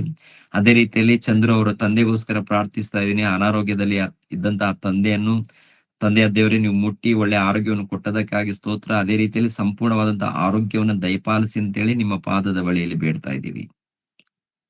ಅದೇ ರೀತಿಯಲ್ಲಿ ಇನ್ನು ಯಾರಾದರೂ ಅನಾರೋಗ್ಯದಲ್ಲಿದ್ದರೆ ಮಕ್ಕಳನ್ನು ಮುಟ್ಟಿ ತಂದೆ. ಚಿಕ್ಕ ತಿರುಪತಿಯಿಂದ ಬಂದಿರುವಂತ ಲಕ್ಷ್ಮಿ ಸಿಸ್ಟರ್ಗೋಸ್ಕರ ಪ್ರಾರ್ಥಿಸ್ತಾ ಇದ್ದೀನಿ. ಆ ಮಗಳನ್ನು ಮುಟ್ಟಿ ಬಲಪಡಿಸಿ ನಿಮ್ಮ ಕೃಪೆ, ನಿಮ್ಮ ಆಶೀರ್ವಾದವನ್ನು ದಯಪಾಲಿಸಿ. ಅದೇ ರೀತಿಯಲ್ಲಿ ತಂದೆ, ಮತ್ತೆ ಸಭೆಯಲ್ಲಿದ್ದಂತ ಯಾರಾದರೂ ಕಷ್ಟದಲ್ಲಿ ಬಾಧೆಯಲ್ಲಿದ್ದರೆ ತಂದೆ ಕನಿಕರಿಸಿ ಅಂತೇಳಿ ನಿಮ್ಮ ಪಾದದ ಬಳಿಯಲ್ಲಿ ಬೇಡ್ತಾ ಇದ್ದೀನಿ ತಂದೆ. ಕನಿಕರಿಸಿ ಒಳ್ಳೆ ಆರೋಗ್ಯವನ್ನು, ಸಮಾಧಾನವನ್ನು, ಸಂತೋಷವನ್ನು ದಯಪಾಲಿಸಿ. ಸಾಯಿ ಕಿರಣ್‌ಗೋಸ್ಕರನು ಪ್ರಾರ್ಥಿಸ್ತಾ ಇದ್ದೀನಿ ತಂದೆ. ಆ ಮಗನನ್ನು ಮುಟ್ಟಿ ತಂದೆ. ಆ ಮಗನಲ್ಲಿದ್ದಂತ ಬಲಹೀನತೆ ತೆಗೆದಾಕಿ, ಅನಾರೋಗ್ಯವನ್ನು ತೆಗೆದಾಕಿ ಒಳ್ಳೆ ಆರೋಗ್ಯವನ್ನು ದಯಪಾಲಿಸಿ ತಂದೆ. ಇನ್ನು ಹೆಚ್ಚಾಗಿ ನಿಮ್ಮ ಸೇವೆ ಮಾಡಬೇಕಾಗಿದೆ ತಂದೆ. ಆ ಮಗನನ್ನ ಬಲಪಡಿಸಿ ನಿಮ್ಮ ಸಹಾಯವನ್ನು ದಯಪಾಲಿಸಿ. ಯೇಸು ಪವಿತ್ರ ನಾಮದಲ್ಲಿ ಬೇಡ್ತಾ ಇದ್ದೀನಪ್ಪ ತಂದೆಯೇ, ಆಮೇನ್. ನಮ್ಮ ತಂದೆಯಾದ ದೇವರ ಪ್ರೀತಿಯು, ನಮ್ಮ ರಕ್ಷಕನಾದ ಯೇಸು ಕ್ರಿಸ್ತರ ಕೃಪೆಯು, ಪವಿತ್ರ ಆತ್ಮನ ಅನ್ಯೋನ್ಯ ಸಹವಾಸವು ಸದಾಕಾಲ ದೇವರ ಜೊತೆಯಾಗಿದ್ದು ನಡೆಸಲಿ. ಆಮೇನ್. ಎಲ್ಲರಿಗೂ ಧನ್ಯವಾದಗಳು.